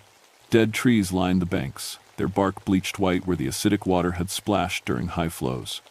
Nothing grew within 50 feet of the creek bed. It was like looking at a wound that wouldn't heal. But I'd seen worse. Hell, I'd been documenting worse for over a decade. What bothered me that morning wasn't the contamination, it was how quiet everything was. Usually you'd hear birds, wind through the trees, maybe a truck rumbling somewhere in the distance. That day, even the creek seemed to whisper instead of flow. I set up my equipment on the bridge and lowered the pH probe into the orange water. Normal readings for this spot ran between 2.5 and 3, about as acidic as vinegar. Today it was pushing 2.1. That was bad enough to eat through metal, let alone kill anything living. The temperature reading made me frown. 48 degrees. In early March, with snowmelt feeding the system, the water should have been closer to freezing. I double-checked the probe, thinking maybe ice had formed on the sensor, but the reading held steady. I was filling sample bottles when I heard something that made my skin crawl. From downstream, where the creek curved out of sight behind a stand of dead hemlocks, came what sounded like voices. Not words exactly, but the rise and fall of conversation carried on the wind. That didn't make sense. The nearest road was 3 miles away, and nobody had any business being down in that poisoned hollow. I stood still, listening. The sound came again, definitely human voices, but with a strange quality I couldn't place. Like people talking underwater. I packed up my gear and decided to investigate. Part of my job was keeping folks away from the worst contaminated areas. Some people still tried to fish these streams, not understanding that even touching the water could give you chemical burns. The creek bank was treacherous, covered in slick orange sediment that had the consistency of wet clay. I picked my way downstream, following a deer path that skirted the edge of the contaminated zone. The voices got clearer as I walked, but I still couldn't make out actual words. Then I saw them. 3 figures stood in the middle of Sulphur Creek, about 100 yards ahead. They were facing away from me, perfectly still in water that should have been eating through their boots. The orange contamination swirled around their legs like fog. I called out, "Hey, you folks need to get out of there right now, that water's dangerous." They didn't move, didn't even turn around. I started walking faster, pulling my radio from my belt. This is Ranger Blackstone at Monitoring Station 7. I've got civilians in a contaminated waterway, requesting backup and possible medical assistance. Static answered me. The radio was dead. When I looked up, the figures were gone. I stood at the edge of the creek, staring at the empty water. There were no footprints on either bank, no sign anyone had been there. But I knew what I'd seen. 16 years of working alone in remote locations hadn't made me start seeing things. I waded into the creek, ignoring the way the acidic water immediately started eating at my rubber boots. The current was stronger than it looked, trying to pull me downstream toward the dead hemlocks. The bottom was soft, covered in decades of contaminated sediment that squished between my toes. That's when I felt it something smooth and hard under the muck. I reached down and pulled up a piece of metal, corroded green with age. It looked like part of a mining helmet, the kind they used back in the 50s and 60s. But that didn't make sense. This was strip mining country. The deep mines were 20 miles south. I was examining the helmet fragment when the water around my legs suddenly turned warm. Not just warm, hot enough to feel through my boots. The orange contamination began to swirl faster, forming patterns that looked almost like faces. I got out of there fast, scrambling up the bank and not stopping until I reached my truck. My hands were shaking as I loaded the equipment, and it wasn't from the cold. Back at the ranger station that evening, I logged the unusual temperature readings and filed a report about possible trespassers in the contaminated zone. But I didn't mention the voices, or the figures in the water, or the way the contamination had seemed to move with purpose. 16 years of tracking poison had taught me to trust my instruments more than my eyes. But that night, lying in my bunk and listening to the wind howl through the mountains, I couldn't shake the feeling that something else was tracking me. The next morning brought Jenny Riverside to my office. She was a hydrologist from the State Environmental Agency, young and eager, and still convinced that science could fix everything mining had broken in these mountains. I liked her optimism, even if I'd lost most of mine years ago. "Daniel, I need to talk to you about yesterday's readings from Station 7, she said, spreading water quality charts across my desk. "The numbers don't make sense." I leaned back in my chair, sipping coffee that was strong enough to wake the dead. "Which numbers?" "All of them. pH, temperature, dissolved metals, everything spiked at the exact same time. That doesn't happen naturally. Even in contaminated systems, you don't get synchronized changes across all parameters." She was right, and it bothered me more than I wanted to admit. I'd been thinking about those readings all night, along with everything else I'd seen at Sulphur Creek. "Equipment malfunction?" I suggested. I thought so too, until I checked the other stations. 7 sites showed similar spikes yesterday morning, all within a 20-minute window, all in the Coal River drainage. Jenny pulled out a topographical map and marked the affected locations with red ink. When she connected the dots, they formed a rough circle around the old Blackstone mine, the operation that had been shut down after the 1970 accident. 23 men died in that collapse, I said quietly. Bodies were never recovered. I know the history, Daniel, but we're talking about water chemistry, not ghost stories. Something's contaminating the system beyond normal acid mine drainage. I need to collect samples from the source. I stood up and walked to the window, looking out at the mountains where snow still clung to the north faces. The source is a flooded mine shaft half a mile into terrain that'll kill you if you make one wrong step. The whole area is unstable, contaminated, and officially off limits. Then I'll need a guide who knows the area. No. Daniel? I said no. I've seen what that place does to people. 3 researchers have tried to study the Blackstone site in the past 10 years. One fell into a mine shaft and broke his back. One got lost for 2 days and came out babbling about voices in the water. The third one just disappeared. Jenny looked at me like I was being unreasonable. She was probably right. But unreasonable had kept me alive in these mountains for 16 years. "Look," I said, turning back to her. "Give me 48 hours. Let me check the remote monitoring equipment, see if I can narrow down what's causing the anomalies. If I find something concrete, we'll talk about a site visit." She agreed reluctantly, and I watched her drive away in her state-issued sedan, wondering if I'd just condemned myself to another trip to Sulphur Creek. That afternoon, I loaded my truck with extra equipment backup, pH meters, a portable spectrometer, even an old Geiger counter I'd borrowed from the Nuclear Waste Division. If something new was contaminating the system, I was going to document every trace of it. The drive to Station 7 felt different this time. The road seemed longer, darker, even though it was barely past noon. Clouds had moved in from the west, bringing the kind of gray overcast that made the mountains feel like they were closing in. I parked at the bridge and immediately noticed the smell sulfur mixed with something else, something organic and rotting. The orange water was flowing faster than it had yesterday, carrying foam that looked almost like soap bubbles. The temperature probe registered 52 degrees, 4 degrees warmer than yesterday, and the air temperature was only 38. Heat was coming from somewhere underground, and that meant either geothermal activity or something a lot worse. I was setting up the spectrometer when I heard the voices again. This time they were closer, and I could almost make out words. It sounded like singing a low, rhythmic chant that seemed to come from the water itself. I followed the sound downstream, past the dead hemlocks to where Sulphur Creek joined a larger tributary called Devil's Branch. The confluence was where the real contamination started. Devil's Branch ran clean and cold from the mountains, but the moment it mixed with Sulphur Creek, the water turned that characteristic orange and started eating everything in its path. Fish bones littered the banks, bleached white by the acid. That's where I saw him. A man in mining coveralls stood chest deep in the contaminated water where the two streams met. His back was to me, and he was completely motionless, except for his mouth, which was moving in time with the chanting I'd been hearing. "Sir," I called out. "You need to get out of there immediately." He turned around. His face was wrong. Not just dead, that would have been bad enough. His skin was the same orange color as the contaminated water, and his eyes were solid white. When he opened his mouth, orange liquid poured out instead of words. I stumbled backward, grabbing for my radio. Static filled the channel, but underneath it I could hear more voices, dozens of them, all chanting in that same underwater rhythm. The thing in the water started walking toward me. With each step, the contamination around it grew darker, more concentrated.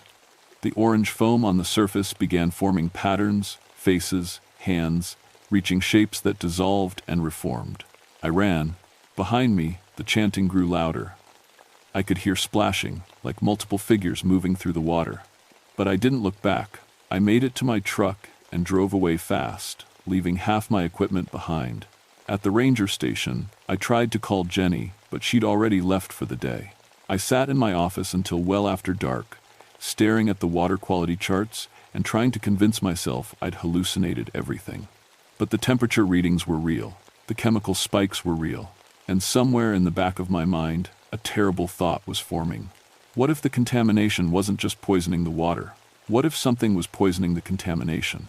That night, I dreamed of orange faces rising from acidic streams and voices singing in languages that predated human words. When I woke up, my pillow was damp with water that smelled like sulfur and tasted like rust. Jenny was waiting in the parking lot when I arrived at work the next morning. Her state sedan was covered in mud, and she had that determined look that meant she'd already made a decision I wasn't going to like. "I went to Station 7 last night," she said without preamble. My blood turned cold. "What?" "After our conversation yesterday, I decided to do some preliminary sampling. Nothing too extensive, just enough to get baseline readings before we plan a proper survey." I grabbed her by the shoulders. "Tell me you didn't go near the water. Daniel, you're scaring me. Tell me you didn't go in the water. I collected samples from the bridge, just like you always do. But something strange happened." She pulled out her field notebook, pages wrinkled with moisture. My equipment started malfunctioning the moment I lowered it into the stream. Every meter I had went crazy, readings jumping all over the place, displays flickering on and off. I let go of her and walked toward the office, trying to keep my hands steady as I unlocked the door. Equipment problems happen. Acidic water plays hell with electronics. That's what I thought until I processed the samples. She followed me inside and spread lab results across my desk. The numbers made no sense. Heavy metal concentrations were off the charts, levels that should have been impossible in a natural system. But it was the organic compounds that made my throat dry. "Proteins," I said, reading the analysis sheet. "You found proteins in acid mine drainage. Human proteins. Blood proteins, specifically."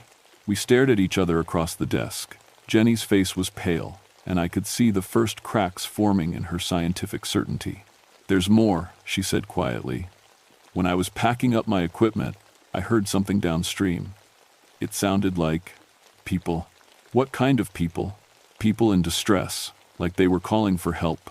I sat down heavily in my chair.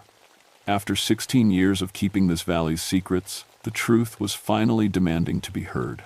Jenny, I need you to listen to me very carefully. There are things about these mountains that don't make it into official reports. Things that would get us both laughed out of our jobs if we put them in writing. What kind of things? The kind that explain why human proteins are showing up in water that's been dead for 30 years. I told her everything. The voices, the figures in the water, the man with orange skin and white eyes. By the time I finished, she was sitting on the edge of my desk, gripping her coffee cup like it was the only real thing in the room. You're telling me there are ghosts in Sulphur Creek? I'm telling you there's something in that water that shouldn't exist, and it's getting stronger. Your readings prove it. Daniel, this is insane. Is it? You're a scientist. Look at the data. Synchronized chemical spikes across 7 monitoring stations. Temperature increases with no heat source. Human proteins in sterile acid water. What's your rational explanation? Before she could answer, my radio crackled to life. Ranger Station, this is Tom Morrison with Water Authority. We've got a situation at the Beckley treatment plant. You need to get down here right away. Tom Morrison had been treating water in the Coal River Basin for 25 years. If he was calling me directly instead of going through dispatch, something was seriously wrong. Jenny and I drove to the treatment plant in her sedan, following the winding road that paralleled the main stem of Coal River. The plant sat in a valley where 3 major tributaries converged, including Devil's Branch and Sulphur Creek. Tom met us at the gate, his usually calm demeanor replaced by barely controlled panic. Started about 2 hours ago, he said, leading us toward the main building. Every sensor in the intake system went red at the same time. We've never seen contamination levels like this. The control room looked like something from a disaster movie. Warning lights flashed across every panel, and technicians moved frantically between workstations, trying to isolate the source of the contamination. Show them Tank 3, Tom said to one of his operators. The man led us to an observation window overlooking one of the settling tanks. The water inside was dark orange, almost red, and it was moving in ways that defied fluid dynamics. Currents spiraled and swirled without any mechanical agitation, forming patterns that looked disturbingly organic. We've isolated the intake valves, the operator explained, but the contamination is spreading through the system anyway. It's like the water itself is alive. Jenny pressed her face against the window. What's that floating in there? I looked where she was pointing and felt my stomach drop. Objects were rising to the surface of Tank 3, not debris or sediment, but shapes that looked like mining equipment. Hard hats, lunch pails, and what might have been part of a lamp assembly. 23 men died in the Blackstone mine collapse, I said quietly. Their bodies were never recovered. Tom looked at me sharply. You think this is connected to the old mining accident? I think something's been building pressure in these watersheds for 30 years, and it's finally breaking through. As if responding to my words, the contaminated water in Tank 3 began to glow with a faint phosphorescent light. The spiral patterns intensified, and for just a moment, I could swear I saw faces forming in the orange liquid. We need to evacuate the plant, I said. Daniel, you can't be serious, Jenny protested. This is a water treatment facility. There has to be a rational explanation. The lights went out. Emergency power kicked in after a few seconds, bathing the control room in red light. But in that moment of darkness, we all heard voices singing in harmony, echoing up from the treatment tanks below. Tom was already moving toward the evacuation alarm. Everyone out, full plant evacuation, move. As we filed out of the building, I caught Jenny's arm. Do you still think this is about water chemistry? She looked back at the treatment plant, where every window now glowed with that strange orange light, and shook her head. What do we do? She asked. I thought about 23 men who died in the dark, their bodies never properly buried, their spirits trapped in the poisoned water that filled their grave. I thought about contamination that followed its own rules and human proteins in sterile acid streams. We find out what they want, I said, and we give it to them before they take it anyway. The singing from the treatment plant grew louder, and I could see orange water beginning to seep from the building's foundation. Whatever had been building in the Coal River system for 30 years was finally free, and it was heading downstream toward communities that had no idea what was coming. Time was running out, and I was the only one who knew where this had all started. By sunset, the evacuation zone had spread to include 3 townships and the main water treatment facility for half of southern West Virginia. Emergency crews worked frantically to set up temporary water supplies, while EPA teams in hazmat suits tried to contain what they were calling unprecedented industrial contamination. But I knew better. This wasn't industrial contamination, it was something far older and angrier. Jenny and I sat in my truck at a roadblock 2 miles from the treatment plant, watching orange water flow down the mountainside in streams that followed no natural watershed. The contamination was spreading against gravity, climbing uphill through underground channels that shouldn't exist. The mine, I said, studying a topographical map by flashlight. It all goes back to the Blackstone mine. That's where we need to go. Daniel, that's insane. The whole area is flooded with contaminated water. Exactly. And if we don't stop this at the source, it's going to reach the Ohio River by morning. You want to explain to the EPA how human ghosts poison drinking water for 3 million people? Jenny stared at the orange glow emanating from the treatment plant. What makes you think we can stop it? Because they're trying to communicate. All this contamination, the equipment rising to the surface, the voices, they're not just randomly destroying things. They want something. What do they want? I thought about 23 men trapped in the dark for 30 years, their bodies never recovered, never properly buried. Recognition, respect, maybe just someone to finally come looking for them.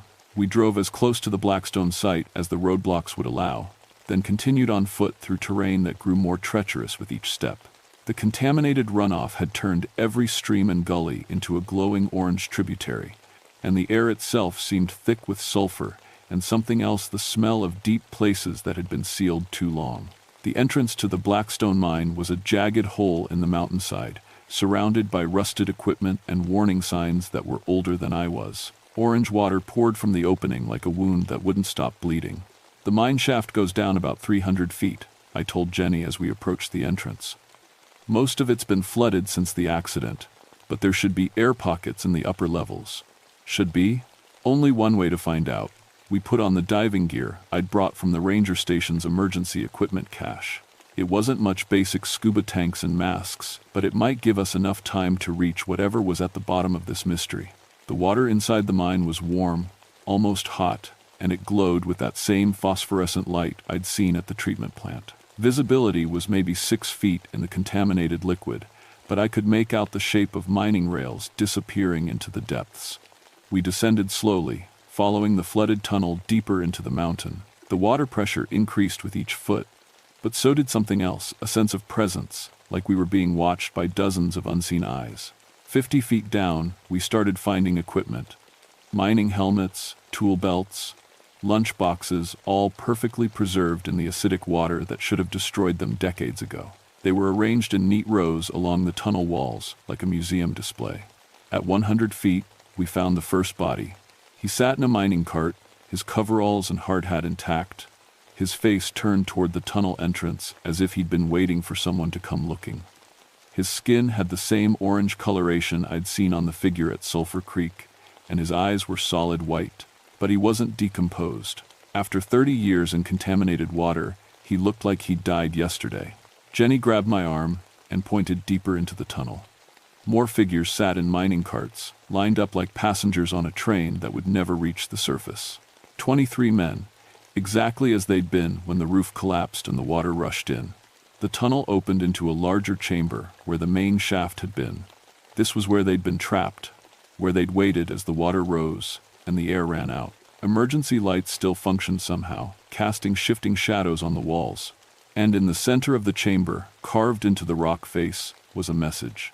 "We are still here. We are still waiting."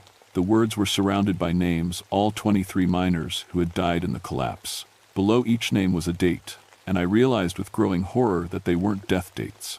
They were the dates when each man's family had stopped coming to visit the mine memorial on the surface. The last visitors had been 5 years ago. Jenny pointed to her air gauge. We were already at half tanks. But before we could begin our ascent, the water around us began to glow brighter.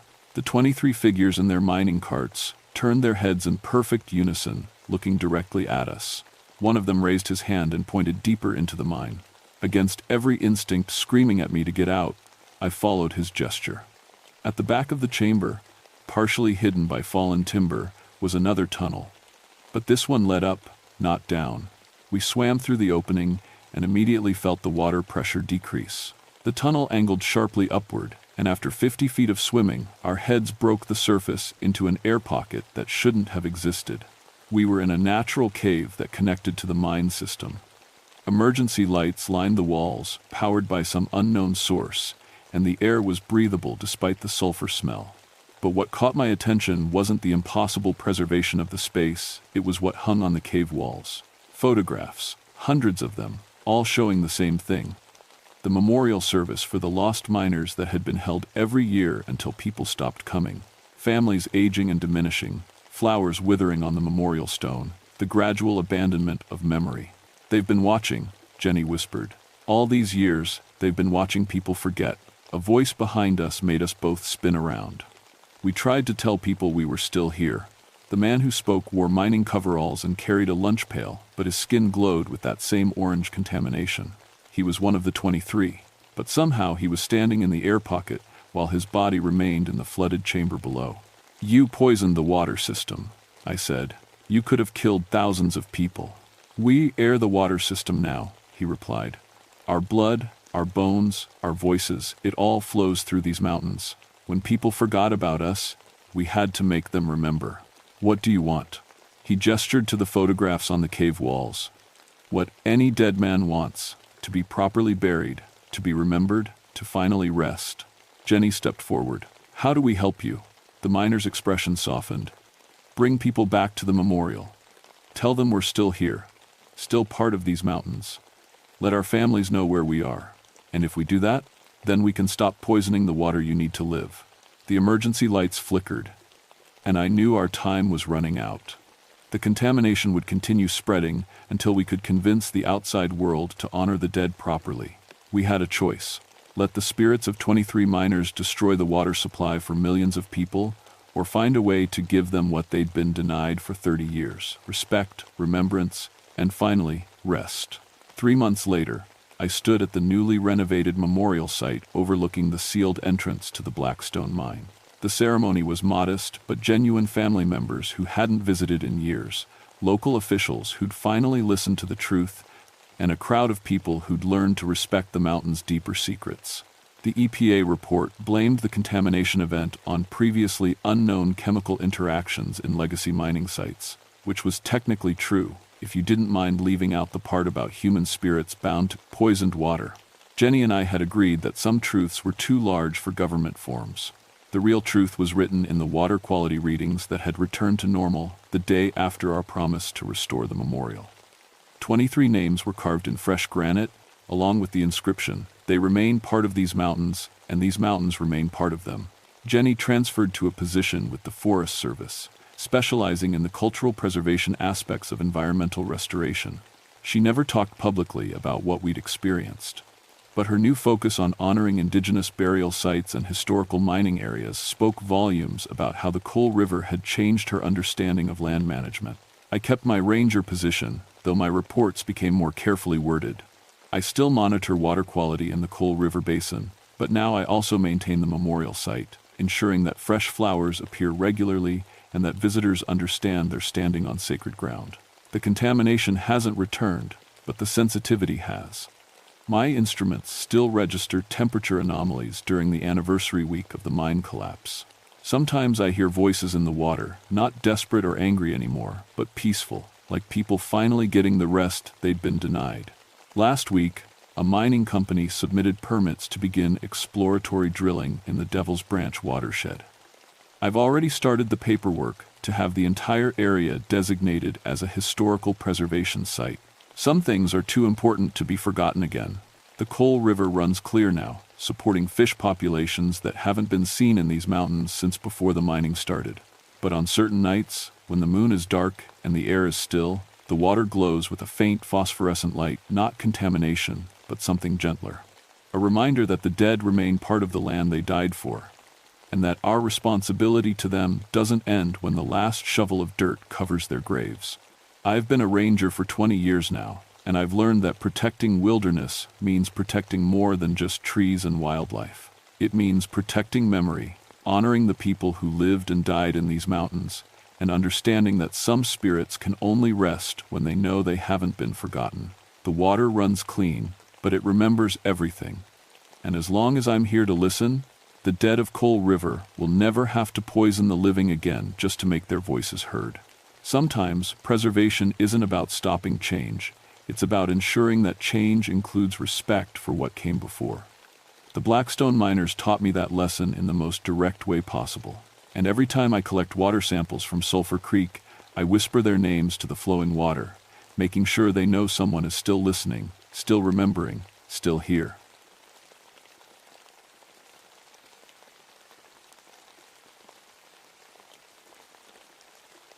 My name is Rebecca Thornbush, and I've been a park ranger for 19 years. People always ask me about the name. Yes, it's real, and yes, my parents had a sense of humor about it. But after what happened at Harvest Moon Gap in October 1975, I don't find it funny anymore. I work the Blue Ridge Parkway in North Carolina, specifically the remote sections where most folks never venture. My specialty is wildlife rehabilitation and nocturnal animal research. I've got veterinary training, and I know these mountains like the back of my hand. Every owl call, every deer trail, every predator that hunts after dark, I've documented them all. Or so I thought. The research station sits 30 miles from the nearest settlement, perched on a ridge overlooking what locals call Harvest Moon Gap. It's beautiful country, mixed hardwood forest with limestone caves scattered through the hillsides. The Cherokee used to consider this area sacred, full of burial mounds and old hunting grounds. White settlers who came later whispered stories about things that weren't quite human roaming these ridges. I never paid much attention to the folklore. Science was my religion, and I had work to do. October came early that year, the leaves turning brilliant orange and red by the first week. The harvest moon was set to peak on the 15th, and I planned to use the extra light for my nocturnal predator study. I'd set up motion-triggered cameras along the natural hunting corridors, the game trails where deer moved between feeding and bedding areas. My research assistant that season was Mark Wolfbane, a graduate student from the State University. Another one of those names that seemed too perfect to be real, but Mark was good people. 24 years old, eager to learn, and not afraid of spending weeks in the wilderness with just radio contact to the outside world. "You really think we'll get anything interesting on these cameras?" Mark asked as we checked the battery levels on our equipment. He was tall and lean, with dark hair and intense brown eyes that seemed to catch every movement in the forest. "Depends what you call interesting," I said, adjusting the camera angle to cover a well-worn deer path. Last year I documented a black bear teaching her cubs to fish in Whisper Creek. Year before that, I caught footage of a mountain lion that wasn't supposed to exist this far east. Mark grinned. "Maybe we'll get lucky and film Bigfoot." I laughed, but something in his tone made me glance at him twice. There was an odd expression on his face, like he was testing me somehow. "Stick to real animals, kid," I said. "They're plenty mysterious, without inventing new ones." The first week went smoothly. We established our routine, check cameras during the day, review footage in the evening, maintain equipment, and take notes. The research station was comfortable enough, with solar panels for basic electricity and a wood stove for heat. We had enough supplies for a month, plus emergency rations and a radio for weekly check-ins with headquarters. But something felt different about the forest that October. The usual animal sounds seemed muted, and the deer moved in tighter groups than normal. Even the birds acted nervous, taking flight at shadows that shouldn't have startled them. "Notice how quiet it's been at night?" Mark asked one evening as we reviewed the day's footage. "Usually you hear coyotes around this time." I nodded, though I'd been trying not to think about it. In 19 years of wilderness work, I'd learned to trust my instincts. When the forest went quiet, there was usually a reason. "Could be anything," I said. "Weather change, food source disruption, new predator moving through the area." "New predator?" I shrugged. "Mountain lions are making a comeback. Maybe one's claimed this territory." But I knew it wasn't a mountain lion. The silence was too complete, too unnatural. Even apex predators didn't shut down an entire ecosystem like this.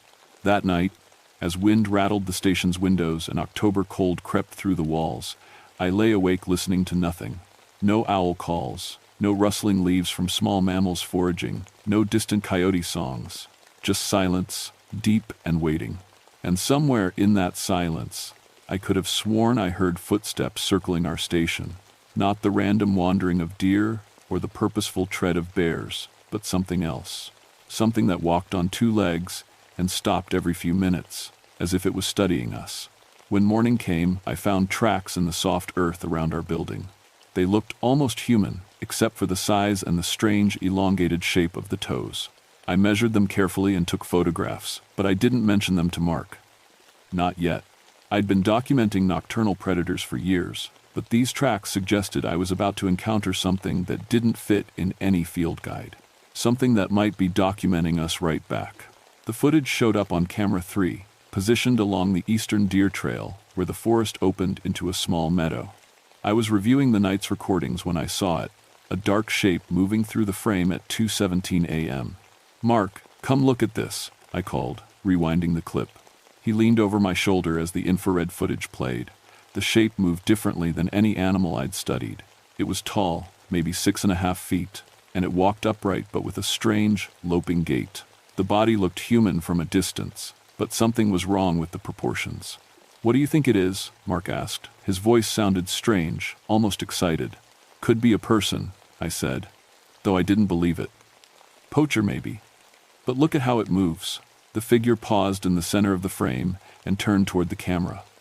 For just a moment, two eyes reflected the infrared light like mirrors. Then it was gone, disappearing into the tree line faster than any human could move. "Those eyes," Mark whispered. "Did you see how they glowed?" I rewound the footage again, studying the creature's face. The features were wrong, too angular, with what looked like an extended jaw. And those eyes were positioned too wide, like a predator's. "We need to move this camera," I said. "Get a better angle on that trail. Or we could set up there in person," Mark suggested. "Tonight. See what comes back." I stared at him. "Are you out of your mind? We don't know what that thing is." "Exactly. That's why we need to study it." There was something in his tone that bothered me, an eagerness that seemed out of proportion to scientific curiosity. But he was right about one thing: we needed more information. That afternoon, we hiked out to relocate the camera. The forest felt even quieter than before, and I noticed Mark kept sniffing the air like he was tracking something by smell. "You coming down with something?" I asked. "No. Why?" "You keep." "Never mind." We found the spot where the creature had paused. The ground was soft from recent rain, and I could make out partial prints in the mud. They were definitely not human, too long, with claw marks at the tips. "Beck," Mark said from a few yards away, "look at this." He was kneeling beside a large oak tree, pointing at deep scratches in the bark about 8 feet off the ground. The marks looked like claw gouges, but they were too high and too large for any animal I knew. "Territory marking," I said, though the words felt hollow. "Some kind of bear, maybe." "Bears don't scratch that high," Mark said. "And look at the spacing. Those claws are huge." I photographed the marks and took measurements, but my hands were shaking.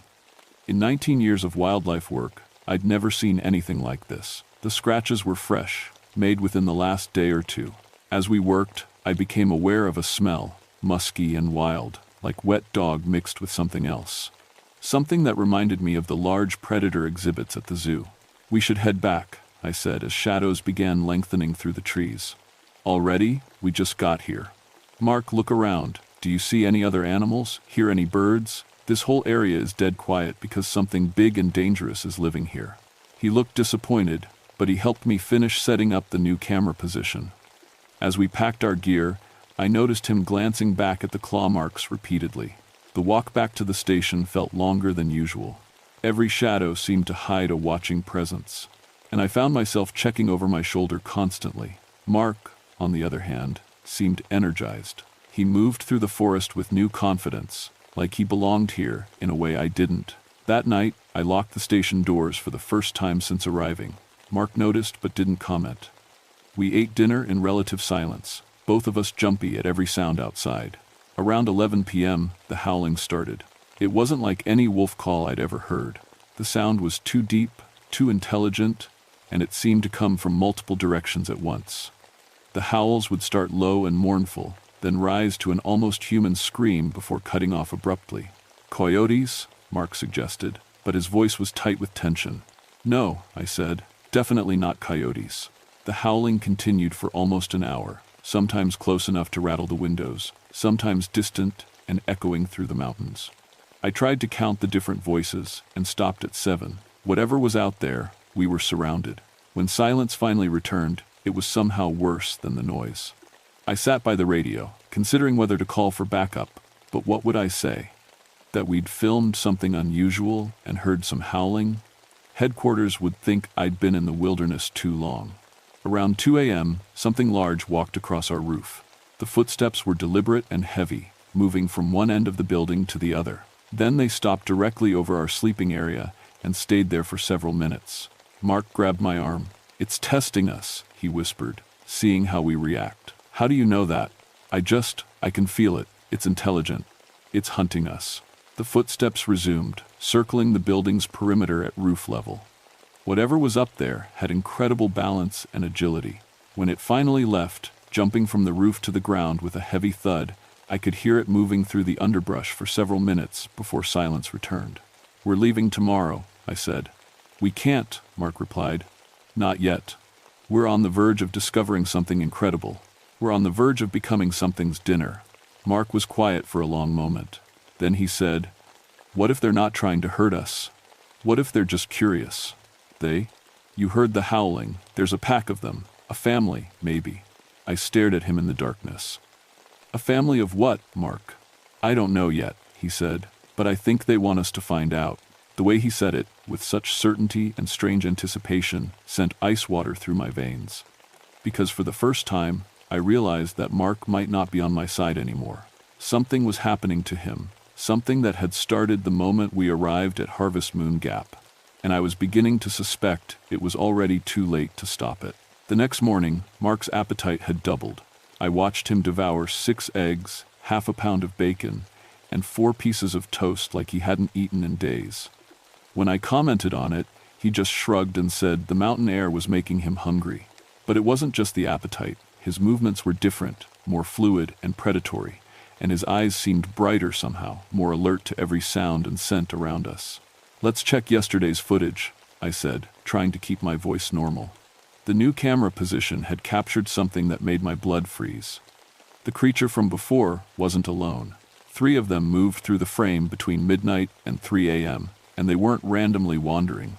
They were coordinating, using hand signals, and positioning themselves like a hunting party. "Look at that," Mark said, pointing at the screen. "They're communicating. They have language."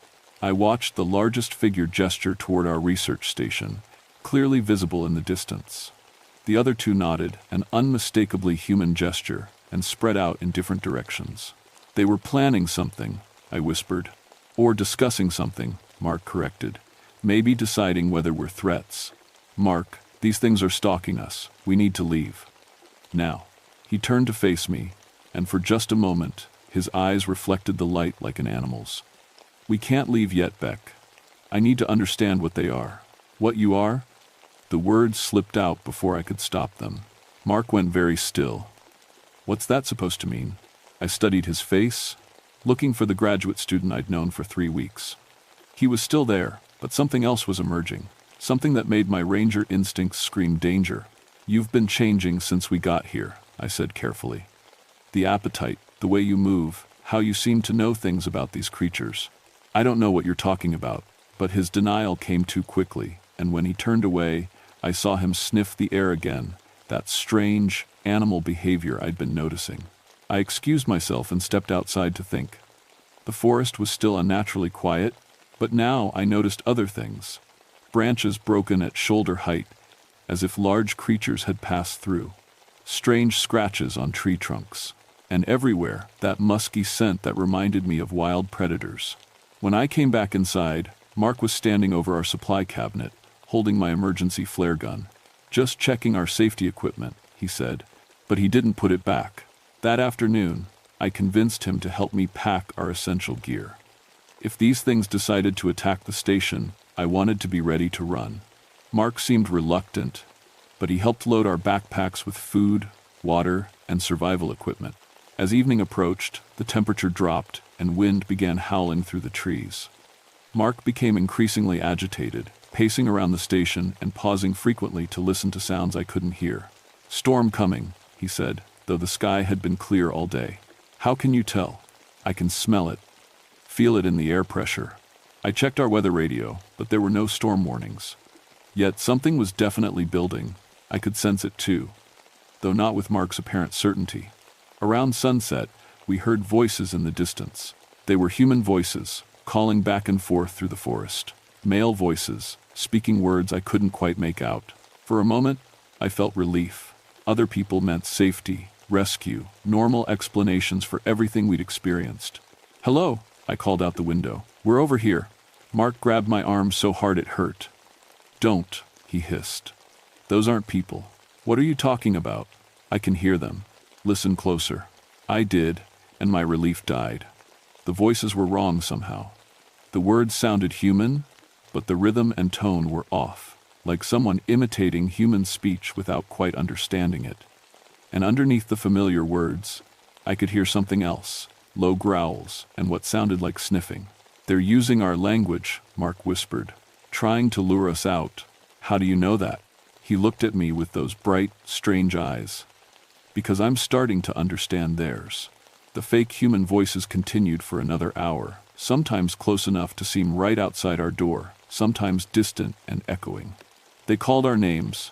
Somehow they knew our names, and pleaded for help with injuries and being lost. But Mark was right.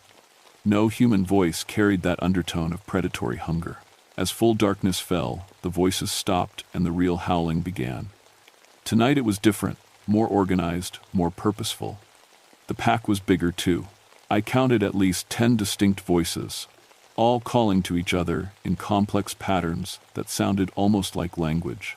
"They're getting ready," Mark said. He was standing by the window, silhouetted against the darkness outside. "Ready for what?" "The hunt. It's almost time." "Time for what, Mark?"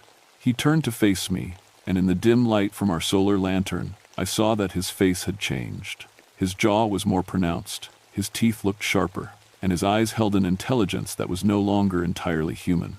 "The harvest moon," he said. "Tomorrow night. That's when they hunt." "Who hunts?" "We do." The word "we" hung between us like a death sentence. Because I finally understood what was happening to Mark, and why these creatures had been circling us for days. They hadn't been planning to kill us. They'd been planning to recruit us. And with Mark, they were succeeding. Outside, the howling reached a crescendo that shook the station's walls. Through the window, I could see shapes moving between the trees, tall, angular figures that walked upright but moved with animal grace. They were waiting for tomorrow night's full moon, waiting for Mark's transformation to complete. And then, they would come for me. I looked at Mark, standing by the window like he was already one of them, and realized I had less than 24 hours to figure out how to survive what my research partner was becoming. The Harvest Moon Hunters had found their newest member. Now they were coming to collect their prize. By morning, Mark's transformation had accelerated beyond any possibility of denial. I woke to find him crouched by the window, perfectly motionless, watching the forest with predatory intensity. His hair had grown noticeably longer overnight, and when he turned to look at me, I saw that his canine teeth had elongated into unmistakable fangs. "They're beautiful," he said, gesturing toward the tree line where several tall figures stood watching our station. "Once you understand what they are." I could see them clearly now in the morning light, 7 creatures that looked almost human but wrong in fundamental ways. Their limbs were too long, their faces too angular, their movements too fluid. They stood without moving for hours, simply watching and waiting. "What are they, Mark?" "Mountain people," he said. "The original inhabitants. They never left. They just adapted." "Adapted to what?" "Hunting humans." His voice carried no shame or horror, just matter-of-fact acceptance. "We encroached on their territory, so they learned to hunt us. But they're not monsters, Beck. They're family." I backed toward our equipment cache, moving slowly so as not to trigger whatever predatory instincts Mark was developing. "How long have you known?" "Since the first night." I could smell them on the wind, hear their calls in the howling. Something inside me recognized them. He smiled, and his new fangs caught the light. Something inside me wanted to join them. "This is impossible.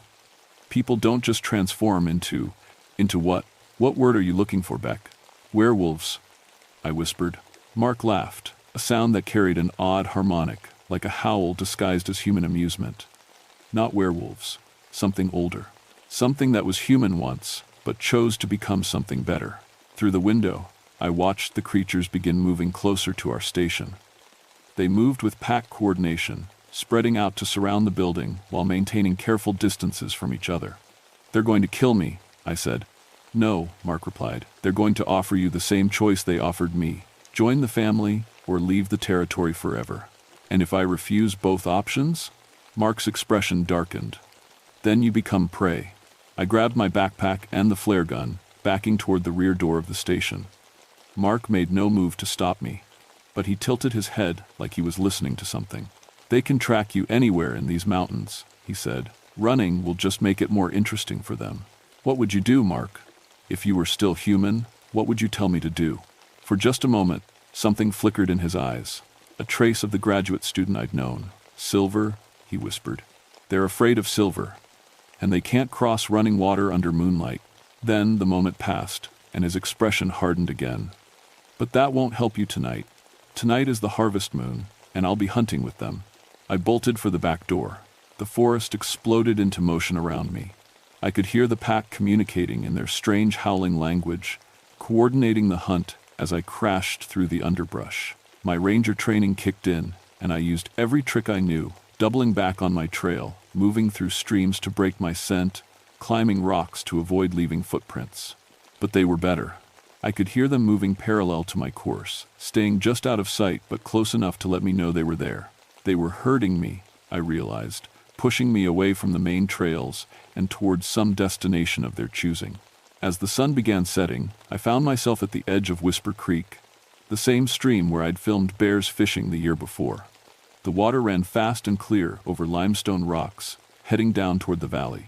Behind me, howling filled the forest as the creatures called to each other in the gathering darkness. I could see shapes moving between the trees, and one of them was definitely Mark. He moved differently now. His gait had become the same loping stride I'd seen on the camera footage. The harvest moon rose huge and orange above the mountain peaks, casting everything in an eerie light. As its rays touched the creatures in the forest, I saw their final transformation begin. Their human features melted away, replaced by elongated skulls and powerful jaws filled with predatory teeth. Their hands became clawed, their spines curved into hunting postures. Mark emerged from the trees at the edge of the clearing, no longer recognizably human. He was beautiful in a terrible way, perfectly adapted for killing, graceful and deadly and utterly alien. "Last chance, Beck," he called, his voice now carrying harmonics that made my bones ache. "Join us, or run forever." I looked at the creature that had been my research assistant, then at the pack spreading out behind him. 7 apex predators, each one capable of tracking and killing humans with supernatural efficiency. But I was a park ranger with 19 years of wilderness experience. I'd studied predators my entire career, and I knew their weaknesses as well as their strengths. "I'll take option 3, I said, raising the flare gun. The red flare burst against Mark's chest in a shower of sparks and burning chemicals. He screamed, a sound no human throat could make, and stumbled backward. The other creatures howled in response, but they didn't cross the stream. Running water under moonlight, Mark's last human gift to me. I waded into Whisper Creek and began moving downstream, keeping to the center where the current ran strongest. Behind me, the pack followed along the banks, but they couldn't cross. They howled their frustration into the harvest moon. But they were bound by rules older than human memory. I stayed in that creek for 8 miles, until it joined the main river and I could see the lights of the ranger station downstream. By then, the howling had faded to distant echoes in the mountains. 3 days later, search teams found the research station empty but undamaged. The camera equipment was gone, all footage erased. The official report listed Mark Wolfbane as missing, presumed lost in the wilderness. But I know better. The Harvest Moon Hunters had gained a new member, and the mountains of North Carolina had claimed another soul. I transferred out of the Blue Ridge District 2 weeks later. Officially, it was due to stress from losing a research partner in the wilderness. Unofficially, I couldn't face those mountains knowing what hunted in their shadows. My replacement lasted 6 months before requesting a transfer to desk duty. The one after that made it 3 months. Now they rotate rangers through Harvest Moon Gap on short assignments, and none of them stay overnight during full moons. The official explanation is budget constraints. I've spent the last year working coastal preserves in South Carolina, documenting shorebird migration patterns and sea turtle nesting sites. Clean, simple wildlife that doesn't challenge the boundaries between human and animal. But I still wake up sometimes, hearing howls that sound almost like voices calling my name. The silver cross I wear now was blessed by 3 different ministers and a Cherokee medicine man. I don't know if it would actually protect me, but it helps me sleep at night. The running water rule seems to be real. I've tested it by camping near streams during full moons, and the presence I sometimes feel never crosses moving water. I tried to research the history of Harvest Moon Gap, but the records are frustratingly incomplete.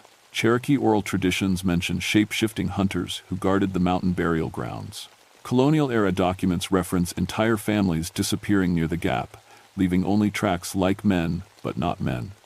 Even recent reports show a pattern of missing hikers during lunar peaks, though the Park Service attributes these to normal wilderness hazards. Nobody wants to acknowledge what's really happening up there. Last month, I received a postcard with no return address. The picture showed Harvest Moon Gap in autumn, and the handwritten message said, "The family is growing. We miss you. M." The handwriting looked like Mark's, but it was addressed to Rebecca Thornbush, and no one outside the mountains had ever called me by my full surname. They remember me. They're still watching, still waiting for me to return. Sometimes, in the darkest hours before dawn, I wonder what would have happened if I'd made a different choice. If I'd accepted their offer and let the transformation take me the way it took Mark, would I have found peace in becoming something other than human? Would the constant fear and vigilance finally end? But then I remember Mark's face in those final moments, beautiful and terrible and completely inhuman. Whatever he became, it wasn't the graduate student I'd known. The Harvest Moon hunters don't offer transformation, they offer replacement. I keep my transfer requests updated and never work assignments longer than 6 months. When you've seen what hunts in the deep wilderness, staying in one place too long feels like tempting fate.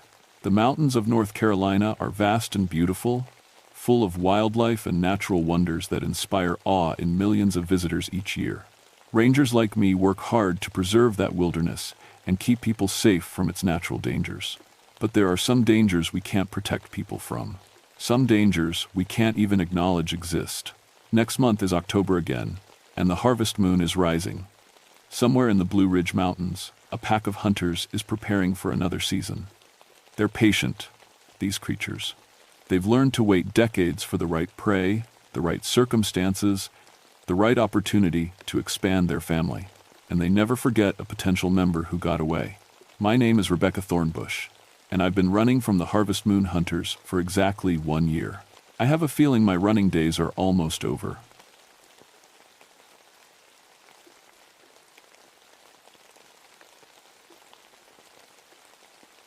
My name is Michael Darkwood, and I've been a ranger on the Appalachian Trail for 12 years.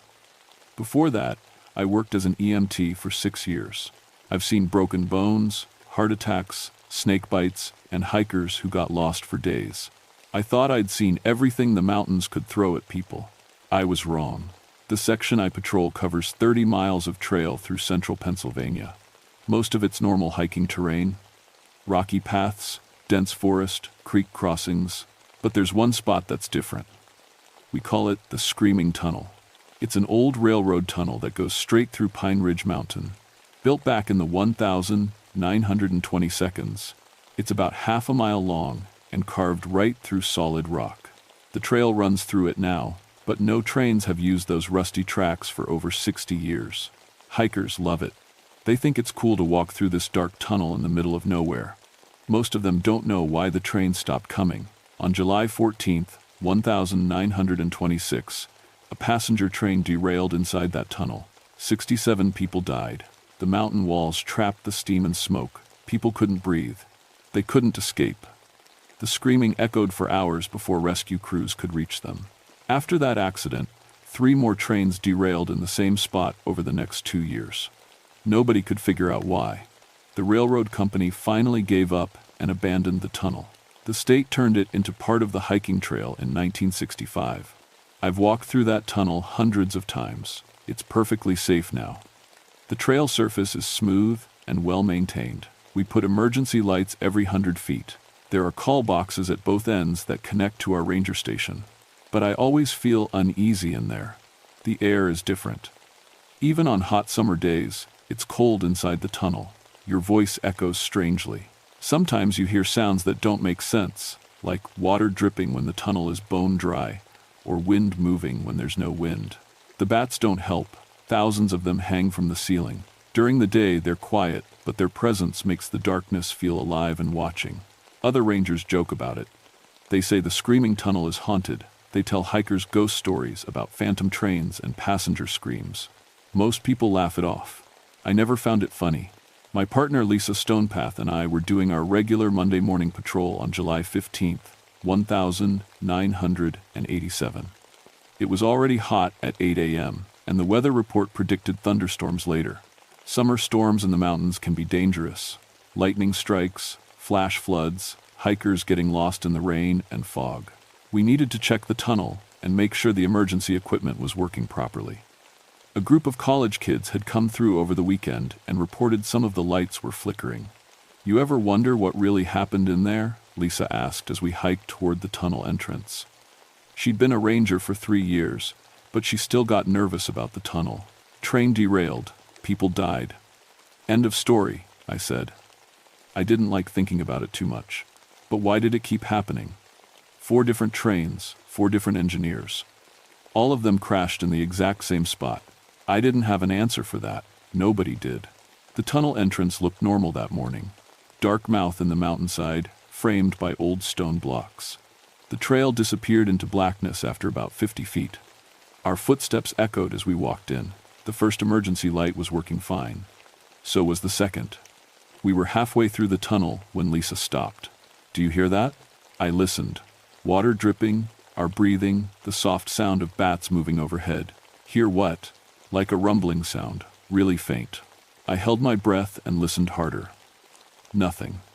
Probably just trucks on the highway. Sound carries weird in here. But there was no highway close enough for us to hear trucks. We checked the rest of the lights and both call boxes. Everything was working. We were walking back toward the entrance when I heard it too. A low rumbling sound, coming from deeper in the tunnel. It sounded like a train. "There's no train," I told myself out loud. My voice echoed strangely in the darkness. The rumbling got louder.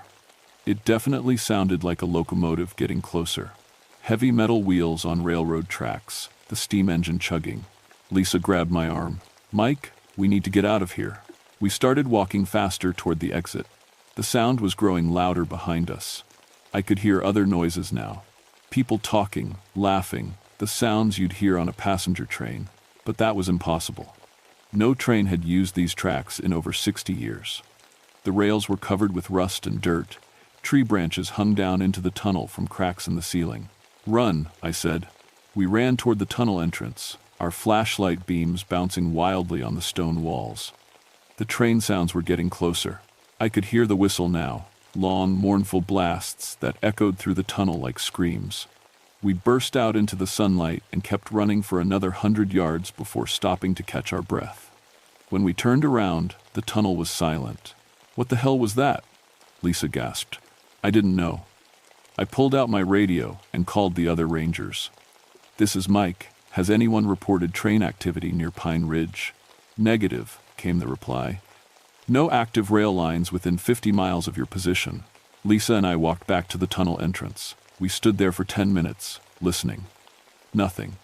Just the normal forest sounds, birds, wind in the trees, a creek running nearby. "Maybe it was an earthquake," I said. "Underground rumbling. That sounded like a train whistle, Mike." She was right. But there had to be a logical explanation. There always was.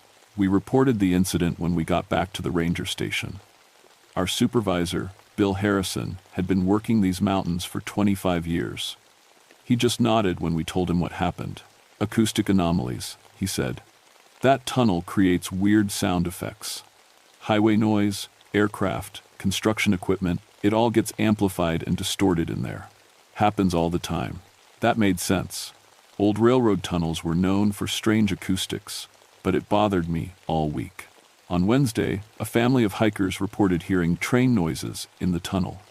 On Friday, a group of teenagers said they heard people screaming inside. By Saturday, 3 different hiking groups had called our emergency line about strange sounds in the screaming tunnel. "We should close it," Lisa said, "at least until we figure out what's causing this." "Close it with what justification?" Bill asked. "Funny noises? The trail is structurally sound. The emergency equipment works fine. We can't close a major trail section because of acoustic anomalies." He was right, but I still didn't like it. Sunday morning started with a call from a hiker named Dave Martinez. He and his girlfriend had camped near the tunnel Saturday night. Around midnight, they heard a train crash. It was loud, he told me over the radio, like metal screaming and people yelling for help. It went on for maybe 20 minutes. We were too scared to go check it out. I drove up to their campsite. Dave and his girlfriend Sarah looked exhausted, like they hadn't slept at all. "It definitely came from the tunnel," Sarah said. "We could hear the echo. People were screaming for help, and there was this horrible metal grinding sound." Dave nodded, "like a train derailing and cars piling up, then people crying and calling for their families." I walked over to the tunnel entrance. The trail showed no signs of disturbance, no broken glass, no metal debris, no evidence that anything had happened. The emergency lights were all working. I called the state police and local fire department. Nobody had received any emergency calls. No reports of train accidents anywhere in the region. "You want me to walk through and check?" Lisa asked. She'd driven up to help with the investigation. "We'll do it together," I said. We entered the tunnel at 2 p.m. on July 19th, 1987. The emergency lights cast pale circles of light every 100 feet. Between them, our flashlights created moving shadows on the tunnel walls. Everything looked normal. Rusty railroad tracks, stone walls, dirt and leaves on the trail surface. The bats were quiet overhead. We were 3/4 of the way through when we heard the voices. People talking, laughing, having conversations. It sounded like a crowded train car, multiple conversations happening at once. A child asking their mother when they'd arrive at their destination. An elderly man complaining about the heat. I stopped walking. "Lisa, do you hear that?" Her face was white in the flashlight beam. "Those are people talking." The voices were coming from all around us, but there was nobody there. Just empty tunnel and abandoned railroad tracks. Then we heard the whistle. Long, loud, and so close it seemed to come from right behind us. We spun around, flashlights cutting through the darkness. Nothing. The rumbling started. Heavy wheels on metal tracks, the sound of a locomotive under full power, getting louder by the second. "It's coming right at us," Lisa whispered. But we could see the tracks. They were empty, rusted, overgrown with weeds. Nothing was moving on them. The train sounds got louder and louder. I could hear the steam engine laboring, the cars rattling, people laughing and talking inside. The whistle blew again, so loud it hurt my ears. Then the brakes started screaming. The sound of brakes screaming on metal wheels filled the tunnel. It was deafening, like standing next to a real train trying to stop, but we still couldn't see anything. Lisa and I pressed against the tunnel wall, flashlights shaking in our hands. The train sounds were right on top of us now. I could feel wind rushing past, but the air in the tunnel wasn't moving. Then came the crash. The sound of metal tearing apart, cars derailing and piling up. It lasted forever, screeching, grinding, the horrible noise of a train destroying itself. And underneath it all, people screaming. Men, women, children. Screaming in terror and pain, calling for help, crying out names of family members. The sounds echoed through the tunnel, like it was really happening right in front of us. I grabbed Lisa's hand and we ran toward the nearest exit. The screaming followed us. It seemed to come from the walls themselves, from above, from below. People trapped and dying and begging for someone to save them. We made it outside and kept running until the sounds faded away. When we turned back, the tunnel was silent again. "That wasn't acoustic anomalies," Lisa said. She was shaking. I radioed Bill and told him what happened. He drove up immediately with 2 other rangers. All 4 of us went into the tunnel together.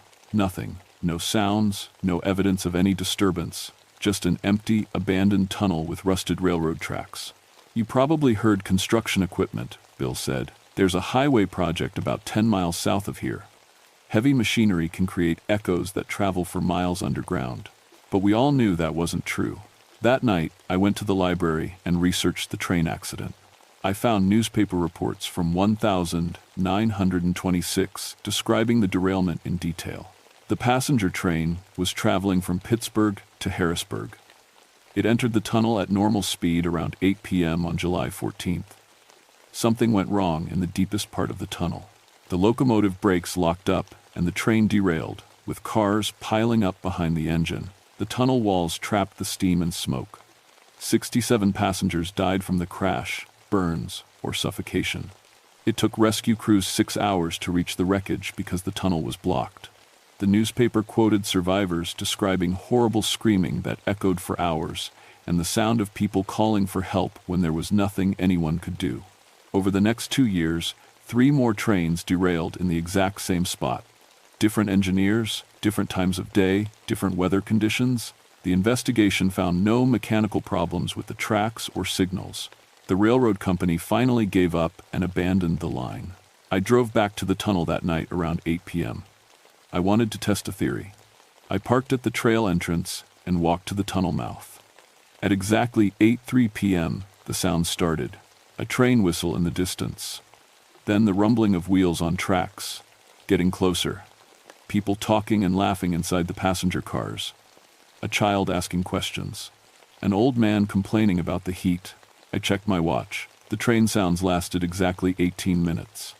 Then came the screaming brakes, the crash, the terrible sounds of people dying. That went on for about 20 minutes before fading to silence.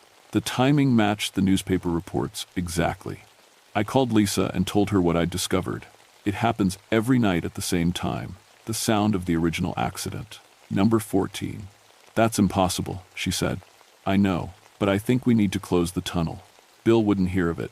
You want me to tell the State Park Service that we're closing a major trail section because of ghost trains? I'd lose my job. Then what do we do? Ignore it. Don't respond to reports about strange noises. Tell hikers it's acoustic phenomena and leave it at that. But it kept getting worse. More hikers reported hearing the phantom train. Some said they saw lights moving through the tunnel at night, like train car windows lit up from inside. Others described feeling a cold wind when they walked through, even on hot days. A group of Boy Scouts camping nearby reported that the train crash sounds woke them up 3 nights in a row. Their scout leader called to complain that his kids couldn't sleep. Then on July 25th, something new happened. Lisa and I were doing an evening patrol, checking on campsites and making sure everyone was prepared for overnight storms. We were walking back to our truck around 7:30 p.m. when we saw 2 hikers running toward us from the direction of the tunnel. "There's someone trapped in there," the first hiker yelled. He was a college-aged kid, out of breath from running. We heard people calling for help. "How many people?" I asked. "Lots of them. Men, women, kids. They sound hurt real bad." One guy kept yelling for his wife. Lisa and I grabbed our emergency medical kits and ran toward the tunnel. If there were injured hikers inside, we needed to reach them fast. The tunnel was dark and quiet when we entered. We called out, our voices echoing in the darkness. "Hello. This is the Park Service. If anyone needs help, call out." Nothing. We walked deeper into the tunnel, stopping every 100 feet to listen and call out again. No response. No sign that anyone had been inside recently. We were almost to the far end when the sound started, but it wasn't 8 p.m. yet. It was only 7:45. People talking, a train whistle, the rumble of wheels getting closer. "Mike," Lisa said quietly, "look at your watch." It was 7:47 p.m. But the voices around us were getting clearer. I could make out individual conversations. A woman telling her husband about visiting their daughter in Harrisburg. A man reading newspaper headlines out loud. Children playing some kind of word game. The phantom train was early tonight. And the voices sounded more real than before. Lisa grabbed my arm. "Mike, look." I followed her gaze down the tunnel. In the distance, I could see a faint glow, like light coming from windows. The glow was getting brighter, moving toward us. The light was moving fast. I could see shapes now, the outline of a locomotive headlight, and behind it, rectangles of yellow light that looked like passenger car windows. But there was nothing on the tracks. The light was there, but no train. "Run," I said. We ran toward the tunnel entrance, but the phantom train was faster. The sounds got louder, wheels on tracks, steam engine chugging, people talking and laughing inside the cars. The light grew brighter behind us. I could feel wind now, even though nothing was moving.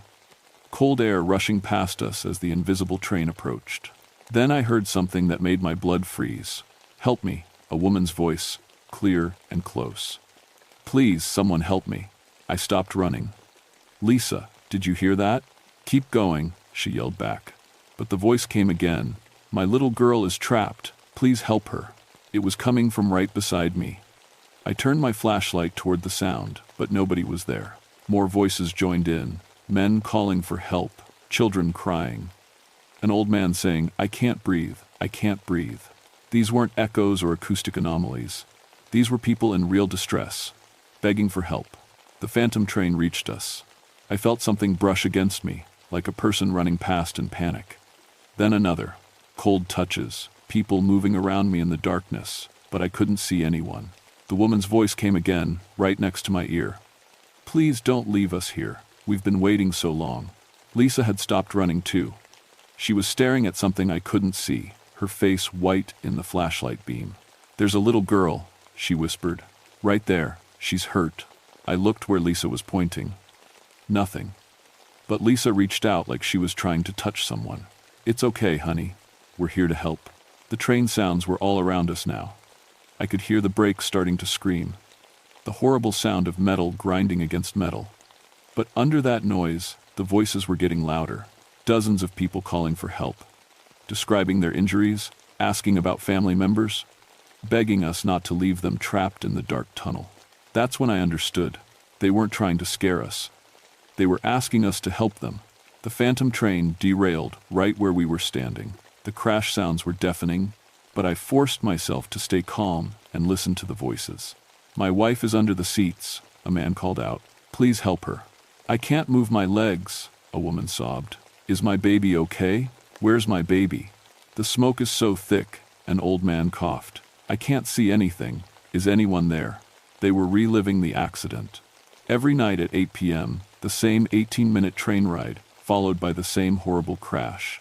The same people dying over and over again, calling for help that never came.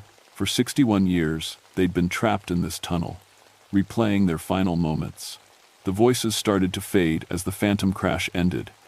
But before they disappeared completely, the woman spoke to me one more time. "We just want someone to remember us, to know we were here." Then silence. Lisa and I stood in the empty tunnel for a long time, listening to our own breathing and the sound of bats moving overhead. "They're not trying to hurt anyone," I said finally. "They just want help." "Help with what?" "They're dead, Mike." "I know, but they don't seem to know that." We walked out of the tunnel as a summer thunderstorm started rolling in. Lightning flashed in the distance and thunder rumbled through the mountains. "We have to do something," Lisa said. "We can't just leave them like that." I agreed. But what could we do for people who died 61 years ago? The next morning, I drove to the county courthouse and looked up records about the train accident. I found the names of all 67 victims. Men, women, children, people with families and jobs and dreams that ended in that tunnel. There was no memorial marker, no plaque or monument remembering what happened there. The railroad company had abandoned the site and tried to forget about it. When the state turned it into a hiking trail, they hadn't mentioned the accident in any of the trail guides or historical information. 67 people had died horrible deaths in that tunnel, and nobody remembered them. That afternoon, the thunderstorms hit hard. Lisa and I were stuck at the ranger station, monitoring weather reports and checking in with hikers who might need shelter. Around 4 p.m., we got an emergency call. 2 hikers were trapped in the tunnel by flash flooding. The storm had caused both creek crossings to overflow, cutting off their exit routes. "We have to go get them," I told Bill. "In this storm? The lightning risk is too high." But we couldn't leave people trapped in there overnight. Lisa and I put on our rain gear and drove up to the tunnel in the ranger truck. The storm was getting worse. Lightning strikes were hitting the mountainside every few minutes, and the wind was so strong it shook the truck. We ran into the tunnel calling for the trapped hikers. They answered from about halfway through. A young couple from New Jersey who had taken shelter when the storm started. "The water's too deep to cross," the man yelled. "We can't get out either direction." I checked my watch. It was 7:55 p.m. "We need to get them out of here fast," I told Lisa. But as we reached the hikers, the phantom train sounds started. The young couple looked around in panic. "What is that?" "Just acoustic anomalies," I lied. "Ignore it and stay close to us." But this time was different. The storm outside seemed to be affecting the phantom train. The sounds were louder and more chaotic. I could hear different voices, overlapping conversations, people arguing and panicking. The phantom crash came early and lasted longer than usual. The sounds of screaming and metal tearing apart echoed through the tunnel for what felt like hours. And in the middle of it all, I heard something new. My name, Michael. A woman's voice, calm and clear. "Michael Darkwood." I stopped walking. The voice came again. "We know who you are. You've been listening to us. You're the first person who understood." Lisa was helping the hikers toward the exit, but I stayed behind. The phantom voices were talking directly to me now. "Help us find peace," the woman said. "Tell them we were here. Tell them what happened to us." Lightning flashed outside, and for just a moment I could see them. Dozens of people in 1,920 seconds clothing, standing along the railroad tracks. Men in suits and hats, women in long dresses, children holding their parents' hands, all of them looking at me with desperate, pleading eyes. Then the lightning faded, and they were gone. "Mike," Lisa called from the tunnel entrance. "Come on." I ran toward her voice. The phantom train sounds fading behind me. The next week, I wrote a proposal to the State Park Service. I requested permission to install a memorial plaque at the Screaming Tunnel, honoring the 67 people who died in the 1926 train accident. I included all their names, ages, and hometowns. I described what happened that night in July 1926, and how their deaths had been forgotten when the railroad abandoned the tunnel. The state approved my request. On August 15, 1987, we held a memorial service at the tunnel entrance. Local newspapers had run stories about the anniversary of the accident, and about 50 people attended. Some were relatives of the original victims, grandchildren and great-grandchildren who had never known the details of how their family members died. Reverend Thomas Cole from the Pine Ridge Methodist Church led the service. He read each victim's name aloud and said a prayer for their souls. A local Boy Scout troop placed flowers by the new memorial plaque. That night, Lisa and I went back to check the tunnel. At 8 p.m., we heard the phantom train one last time. The whistle, the wheels on tracks, the voices of passengers. But something was different.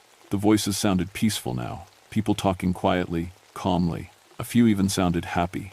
When the 18 minutes ended, there was no crash. No screaming brakes or sounds of metal tearing apart. The train sounds just faded away gently, like a real train disappearing into the distance. We waited in the silence for 10 minutes. Then we heard something we'd never heard before. "Thank you." It was the woman's voice, but softer now. "At peace. Thank you for remembering us." That was the last time anyone reported strange sounds in the Screaming Tunnel. I stayed as a ranger on that section for 5 more years. Thousands of hikers passed through the tunnel during that time. Some stopped to read the memorial plaque and learned about what happened there in 1926. But nobody ever again reported hearing phantom trains or voices calling for help. The dead had found their peace. I transferred to a different section of the trail in 1992. I still hike through the Screaming Tunnel, sometimes when I'm in the area. It's just a normal abandoned railroad tunnel now. Hikers use it as a cool, shaded rest stop on hot days. Kids explore it with flashlights and tell each other scary stories. The memorial plaque is still there, weathered but readable. It lists all 67 names and tells the story of what happened on July 14, 1926. Sometimes I see people stopping to read it, paying their respects to strangers who died long before they were born. That's all the dead wanted, I think. Not to be forgotten. To have someone acknowledge that they were here, that their lives mattered, that their deaths meant something. I've been a ranger for 27 years now. I've seen mountain lions, black bears, and more injured hikers than I can count. I've been through blizzards, flash floods, and forest fires. But nothing has ever scared me as much as those voices in the tunnel, begging for help that came 61 years too late. And nothing has ever made me feel as good as the silence that followed, when they finally found peace. Sometimes, late at night, when I'm alone in the mountains, I think about all the other places where people died and were forgotten. All the accidents and tragedies that nobody remembers anymore. I wonder if there are other voices out there, still calling for help, still waiting for someone to listen.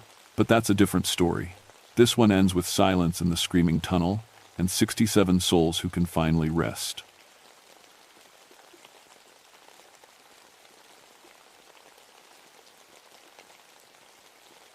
My name is Elizabeth Grimshade, and I've been a ranger in the Daniel Boone National Forest for 23 years. In all that time, I thought I'd seen everything these Kentucky mountains could throw at me. I was wrong. People always ask why I became a ranger. The truth is, I started as an anthropology student back in college, fascinated by the ancient peoples who lived in these mountains thousands of years ago. The Adena culture left their mark all over this region. Burial mounds, sacred sites, tools and pottery that tell stories of lives lived long before European settlers ever saw these ridges. When I graduated, I couldn't afford graduate school, so I took a ranger job thinking it would be temporary. 23 years later, I'm still here, and I've made it my mission to protect every archaeological site in my territory. The government calls me a cultural resource protection specialist, which sounds fancy, but mostly means I chase off grave robbers and make sure construction crews don't bulldoze thousand-year-old burial grounds.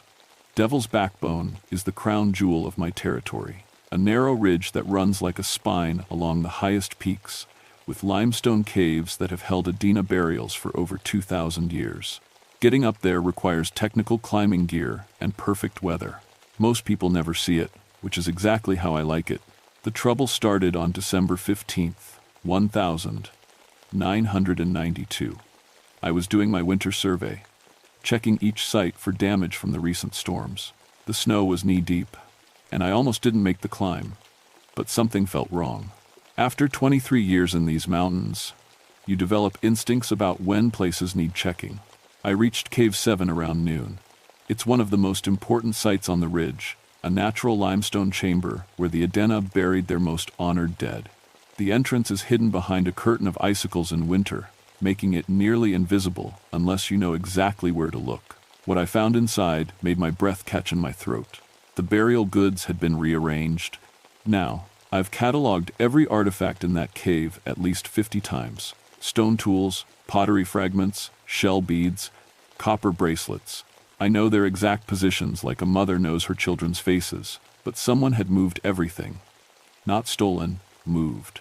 The artifacts were arranged in perfect geometric patterns across the cave floor, as if someone had been sorting them by age and importance. My first thought was looters, but that didn't make sense. Grave robbers take things. They don't rearrange them into museum-quality displays.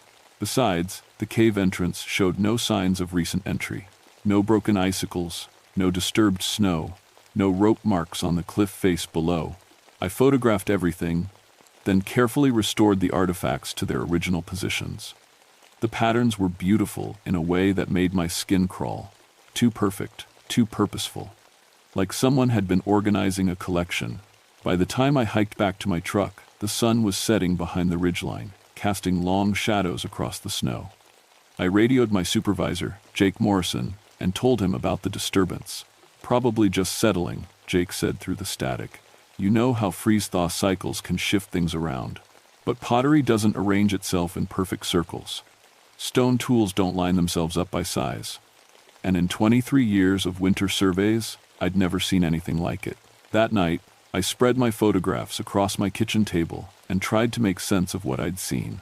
The patterns reminded me of something from my anthropology textbooks, the way museum curators arrange collections, or how archaeologists organize artifacts during cataloging. Professional, systematic, respectful, almost like someone was taking care of the dead. I should have left it alone, should have filed my report and moved on to the next site.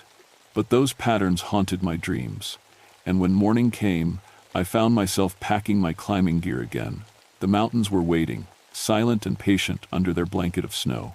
Somewhere up on Devil's Backbone, in caves carved by water and time, the ancient dead were supposed to rest in peace. Instead, someone was playing with their belongings, and I intended to find out who.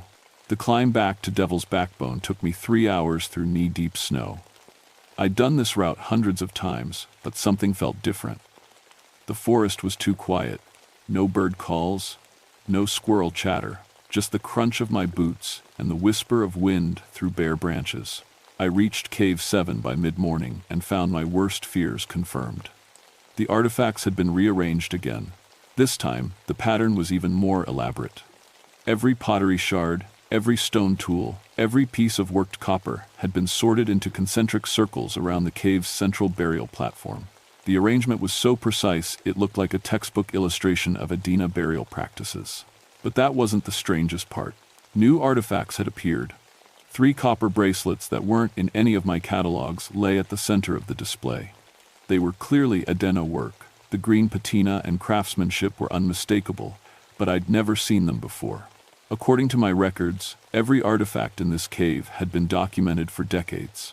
I knelt beside the bracelets, my breath forming clouds in the cold air. They were beautiful pieces, intricate spirals that would have taken skilled craftsmen weeks to create.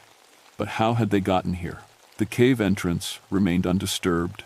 The snow outside showed only my own tracks from yesterday. A sound from deeper in the cave made me freeze. Click, click, click, click, like stones tapping against each other. Or bones. I grabbed my flashlight and aimed it toward the sound. The beam cut through the darkness, revealing the cave's back chamber. Nothing moved in the yellow circle of light, but the clicking continued, rhythmic, purposeful, like someone working with small objects. "Hello?" My voice echoed off the limestone walls. "Forest Service, who's in there?" The clicking stopped. Silence stretched for long seconds, broken only by my own rapid breathing. Then, from the darkness beyond my flashlight beam, came a whisper of movement. Not footsteps, something else, like fabric brushing against stone, or dried leaves stirring in a breeze that shouldn't exist underground. I should have left then. Every instinct screamed at me to back away, climb down the ridge, and call for backup. Instead, I stepped deeper into the cave. The beam of my flashlight swept across the back chamber, revealing more burial platforms carved into the living rock. Ancient bones lay on each platform, wrapped in the remains of burial shrouds that had somehow survived 2,000 years in the dry cave air. But one of the platforms was empty. The clicking sound resumed.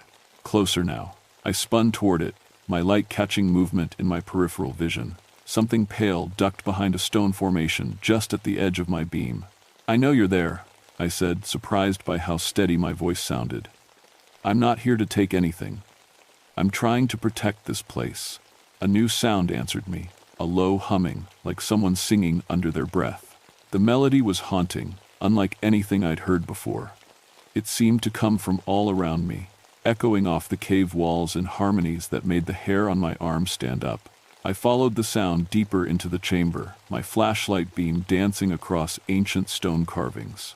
The Adena had decorated these walls with symbols that anthropologists still didn't fully understand. Spirals and circles, representations of the journey between life and death. The humming grew louder, and I realized it wasn't one voice, but many, layering together in a complex harmony that seemed to vibrate through the stone itself. The sound was beautiful and terrible, like a lullaby sung for the dead. My light found the source of the clicking. On the far platform, bones were moving. Not decomposing bones. These were ancient, clean, the color of old ivory. But they were arranging themselves, finger bones sorting through small objects with impossible delicacy. As I watched in fascination and growing terror, skeletal hands placed copper beads in careful patterns, organized stone tools by size and function. The skeleton was incomplete, missing its skull, several ribs, one entire arm. But what remained worked with infinite patience, treating each artifact like a precious treasure. When it noticed my flashlight beam, it paused, finger bones still gripping a small pottery fragment. We stared at each other across 2,000 years of death. The humming stopped abruptly, and in the sudden silence, I could hear my own heart pounding. The skeleton tilted its incomplete torso toward me, and although it had no eyes, I felt the weight of its attention, like a physical presence. When it resumed its work, I understood that I was witnessing something beyond my comprehension. This wasn't grave robbing or vandalism. It was maintenance, care. Someone, something, was taking care of the dead. I backed slowly toward the cave entrance, keeping my light trained on the working skeleton. It ignored me, focused entirely on its meticulous arrangement of burial goods. Only when I reached the main chamber did I turn and run. The climb down Devil's Backbone passed in a blur of adrenaline and disbelief. By the time I reached my truck, my hands were shaking so hard I could barely grip the radio. "Jake," I gasped when my supervisor answered. "We need to talk, in person, right now." "Liz, you sound like you've seen a ghost." I looked back up at Devil's Backbone, where ancient caves held secrets I was only beginning to understand. "Something like that," I whispered. Jake Morrison met me at the ranger station that evening, bringing coffee and the skeptical expression he wore whenever I got too interested in the archaeological sites. But his skepticism faded as I described what I'd seen in Cave 7. "Moving bones," he said slowly, setting down his coffee cup. "Liz, when's the last time you took vacation time?" "This isn't stress, Jake. Something is protecting those burial sites." I spread my photographs across the desk between us. "Look at these arrangements. This isn't random disturbance. It's systematic organization." Jake studied the pictures, his frown deepening. "Even if I believed you, and I'm not saying I do, what are you suggesting we do about it?" Before I could answer, the radio crackled to life. "Base, this is Unit 7. We've got a possible break-in at the University Archaeology Lab. Professor requesting ranger assistance." Jake grabbed the radio. "Unit 7, this is Base. What's the nature of the break-in?" "Weird one, Base. Nothing stolen, but artifacts have been rearranged. Professor says someone sorted through 30 years of Devil's Backbone collections overnight." Jake and I stared at each other across the desk. The university lab was 15 miles from Devil's Backbone, locked behind multiple security doors. "We're on our way," Jake said into the radio. Professor Sarah Whitehawk met us at the University Archaeology Lab looking like she hadn't slept. She was a Cherokee woman in her 50s who'd been studying Adena culture longer than I'd been a ranger. Her usually neat office looked like a tornado had hit it, except the chaos was completely organized. "They sorted everything," she said, leading us through rows of artifact tables. Pottery with pottery, tools with tools, ceremonial items with ceremonial items. 30 years of collections, organized by age and cultural significance. The lab contained hundreds of artifacts from Devil's Backbone caves, legally excavated pieces that Professor Whitehawk used for her research. Now they were arranged in the same geometric patterns I'd found in Cave 7. "When did you notice this?" I asked, photographing the arrangements. "This morning. I locked up last night at 6 p.m., everything normal. Came in at 7 a.m. to find this." She gestured helplessly at the organized chaos. "Security cameras show nothing. Motion detectors never triggered. But someone spent hours in here, treating our collections like a museum display." Jake examined the security door. "No signs of forced entry. Inside job?" "I have the only key," Professor Whitehawk said. "And my graduate students are all home for winter break except Kevin Ravenhart. He's working on his thesis about Adena burial practices." "Where's Kevin now?" I asked. "Should be at the field camp. He's doing his final survey of Cave 12 before winter shuts down access." My blood went cold. Cave 12 was the most remote site on Devil's Backbone, accessible only by rappelling down a 40-foot cliff face. If something was moving between the caves and the lab, Kevin was alone up there with whatever I'd seen, sorting bones in the darkness. "We need to get to him," I said. Now. The climb to Cave 12 took us 4 hours through worsening weather. Jake grumbled about wild goose chases, but he came anyway. 20 years of partnership had taught him to trust my instincts about these mountains. We found Kevin's gear at the rappel point. His ropes were still anchored, disappearing over the cliff edge into the gathering dusk. But when we called down to him, only silence answered. "Kevin," my voice echoed off the limestone walls. "Kevin Ravenhart." Jake tested the ropes, then started his descent. "I'm going down. Radio if anything happens up here." I watched his headlamp disappear into the darkness, counting seconds that stretched into minutes. When his voice finally crackled through the radio, I could hear the tension in it. "Liz, you need to see this." The rappel down to Cave 12 was treacherous in the fading light, but I made it without incident. Jake met me at the cave entrance, his face pale in the glow of our headlamps. "He's in there," Jake said quietly. "But Liz, something's wrong." Cave 12 was smaller than Cave 7, but equally sacred to the Adena people. Kevin Ravenheart sat cross-legged in the center of the chamber, surrounded by perfectly arranged artifacts. His eyes were open, staring at something I couldn't see, and he was humming the same haunting melody I'd heard in Cave 7. "Kevin?" I approached slowly, keeping my voice gentle. "It's Ranger Grimshade. Can you hear me?" He didn't respond. The humming continued, that complex harmony that seemed to come from multiple voices. But Kevin was alone. Jake knelt beside the young man, checking for injuries. "No wounds. Pulse is steady. But look at his hands." Kevin's fingers were stained with something dark that looked like old blood. Around him, artifacts were arranged in the same geometric patterns we'd found everywhere else. But these weren't random pieces. They were items that belonged in Cave 7, 15 miles away. "How did these get here?" Jake whispered. Before I could answer, the humming grew louder. Not from Kevin, from the darkness at the back of the cave. Multiple voices joining in ancient harmony, welcoming the dead. And in that moment, I realized Kevin Ravenheart wasn't sitting with the artifacts. He was becoming one of them. The temperature in the cave dropped 20 degrees in seconds. Our breath turned to clouds, and frost began forming on the limestone walls. From the darkness came the clicking sound I'd learned to fear, bones moving with purpose. "We need to get him out of here," I said, reaching for Kevin's arm. The moment I touched him, his eyes snapped to mine. They were completely black, like looking into an empty well. When he spoke, his voice carried echoes that shouldn't exist. "The collectors are coming home," he said in a voice that wasn't quite his own. "They're taking back what was stolen." Jake grabbed Kevin's other arm, and together we tried to lift him. But the young man was impossibly heavy, as if the cave itself was holding him down. The humming grew louder, and shapes began moving in our peripheral vision. Pale forms that scattered when we turned our lights toward them. "Leave him," a new voice said from the darkness. Ancient, patient, speaking English with an accent that predated the language itself. "He has chosen to stay, to help us gather what belongs with the dead." I aimed my flashlight toward the voice and found myself face to face with something that had once been human. The skeleton was more complete than the one in Cave 7. A full skull, most of its bones intact, decorated with copper ornaments and shell beads. It stood 8 feet tall, impossible and beautiful, and utterly terrifying. "We are the bone collectors," it continued, stepping into the light without fear. "We gather the scattered children, return the stolen memories. Your student understands now. He helps us remember."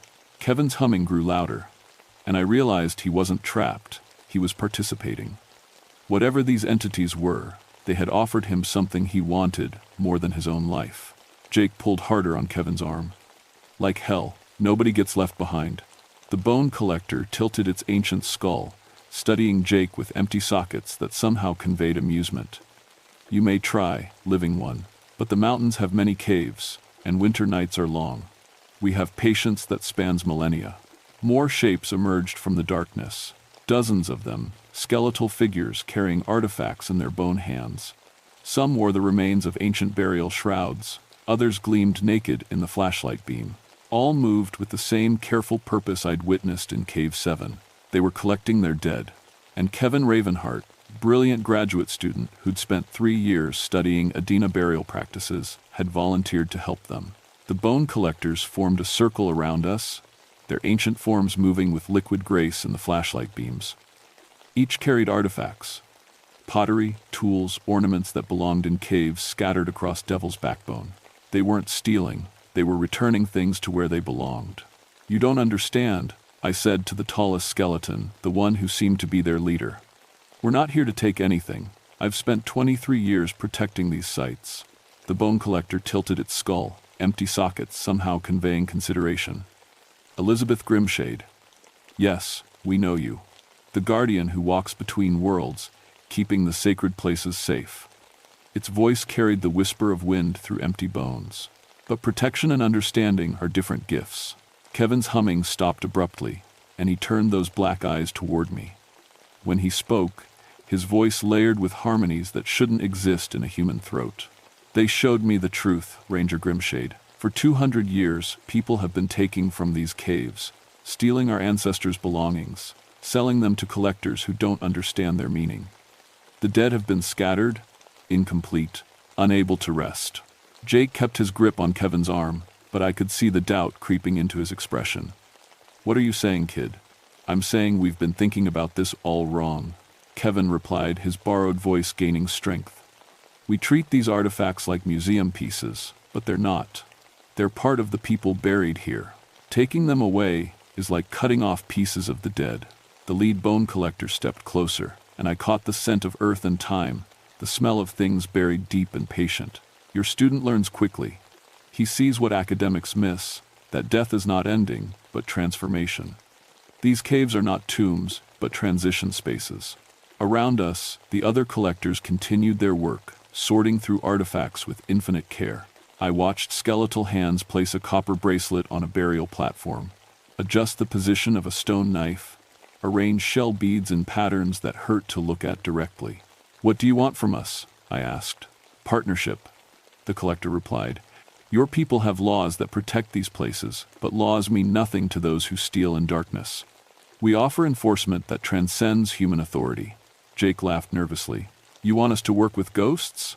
"Not ghosts," Kevin corrected, his dark eyes reflecting our flashlight beams. "Guardians. They've been here since the first burial, watching, waiting, keeping the sacred places intact. But modern thieves have tools the ancient dead cannot match, vehicles to carry away heavy objects, knowledge of which artifacts bring the highest prices." The bone collector nodded slowly. "Technology changes, but greed remains constant. We need allies who understand both worlds, the sacred and the bureaucratic." I thought about my 23 years of fighting an endless war against grave robbers. How many times had I found sites stripped clean, ancient burial goods scattered to private collectors and black market dealers? How many reports had I filed that resulted in nothing but paperwork? "What kind of partnership?" I asked. The collector gestured to the circle of skeletal figures around us. "We continue our work, gathering the scattered dead, returning stolen goods to their proper places. You provide legitimacy, official protection that keeps the curious away while we restore what has been lost." "And Kevin?" The young man smiled, and for a moment, his eyes cleared, showing me the brilliant student I'd known. "I chose this, Ranger Grimshade. They offered me something no university ever could. The chance to actually protect these sites instead of just studying them." Jake's grip tightened on Kevin's arm. "This is insane. Liz, we can't seriously be considering." His words were cut off by a sound from outside the cave. Engines, multiple vehicles climbing the mountain roads. The bone collectors turned as one toward the entrance, their skeletal forms radiating sudden tension. "Looters," the lead collector hissed. "They come for the winter artifacts while the sites are unguarded." I recognized the sound too, the same pattern of engines I'd heard during previous raids, when organized thieves came equipped with climbing gear and metal detectors. They'd hit 3 sites last winter, stripping them clean before I could respond. "How many?" I asked, already reaching for my radio. Kevin closed his eyes, and when he opened them again, they were solid black. 8 humans. Professional equipment. They know exactly which caves to target. The bone collectors began moving toward the cave entrance, with purpose that made my spine crawl. These weren't mindless revenants. They were intelligent, organized, and about to protect their territory in ways human law enforcement couldn't match. "Wait," I called after them. "If you kill those people, it'll bring investigations, media attention. Everything you're trying to protect will be exposed." The lead collector paused at the cave mouth. "Then what do you propose?" "Guardian?" Jake was already on his radio, calling for backup that wouldn't arrive for hours. But I had a different idea. One that might save the looters' lives while giving the bone collectors what they wanted. "Let me try something first," I said, pulling out my own radio. "This is Ranger Grimshade calling all units. We have confirmed grave robbing in progress at Devil's Backbone. Multiple suspects with professional equipment. Request immediate support from State Police and FBI Cultural Crimes Unit." I looked up at the bone collector. "Can you make their vehicles not work?" "Nothing permanent, just temporarily disabled?" The skeletal figure tilted its head, considering. "You wish us to trap them for your human authorities? I wish you to help me prove that sometimes the old ways and new ways can work together." The bone collector was silent for a long moment, empty sockets, somehow conveying deep thought. Then it turned to the others and made a gesture I didn't understand. The circle of skeletal figures flowed out of the cave like smoke, disappearing into the darkness beyond our lights. "Kevin," I said urgently, "can you control this connection? Can you come back to us?" The young man struggled visibly, black eyes flickering between human and otherworldly. I can try. But Ranger Grimshade, they're not evil. They're just trying to protect something sacred that we've been treating like a commodity." Jake helped Kevin to his feet, supporting him as the artificial weight seemed to leave his body. "Let's worry about philosophy later, kid. Right now, we need to get you medical attention." But Kevin shook his head, his eyes clearing further. "No, you need to see this work. If the bone collectors can help us catch these thieves in the act, it proves they're not the enemy. They're allies we've been too blind to recognize."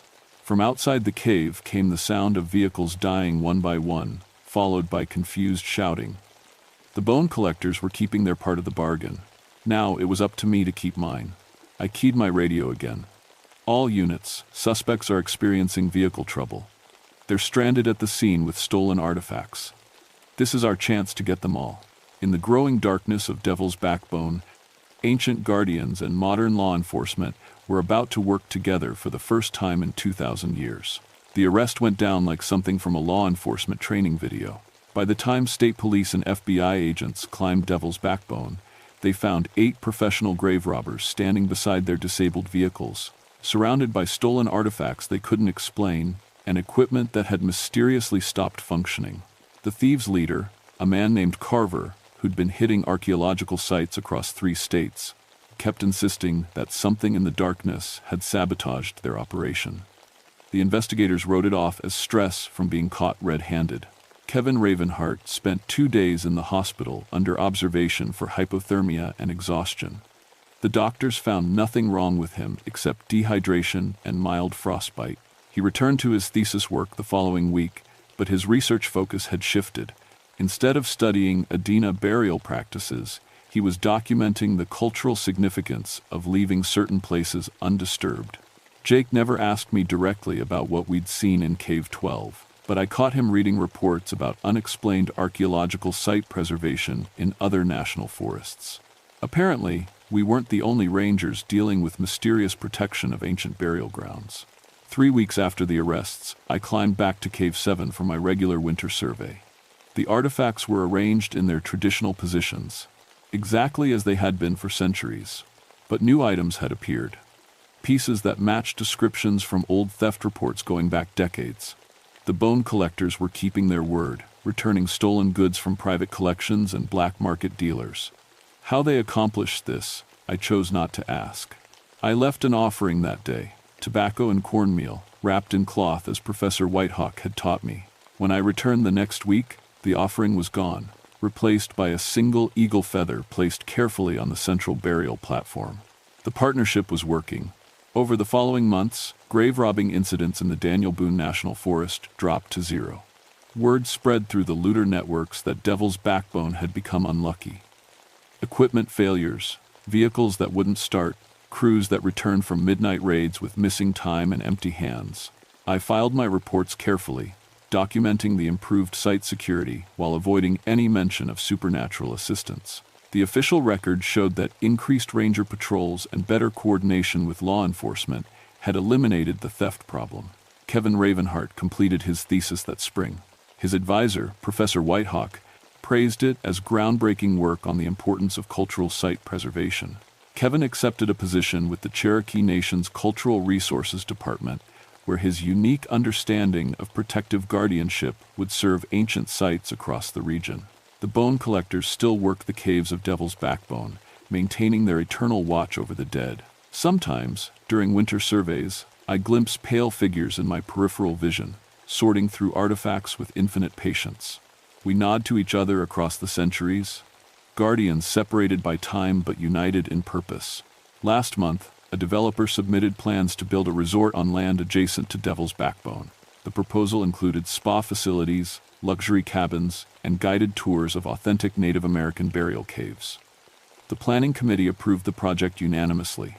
2 days later, every member of that committee woke to find their vehicles filled with ancient pottery shards, their offices decorated with careful arrangements of bone fragments, and their phones ringing with calls from FBI cultural crimes investigators.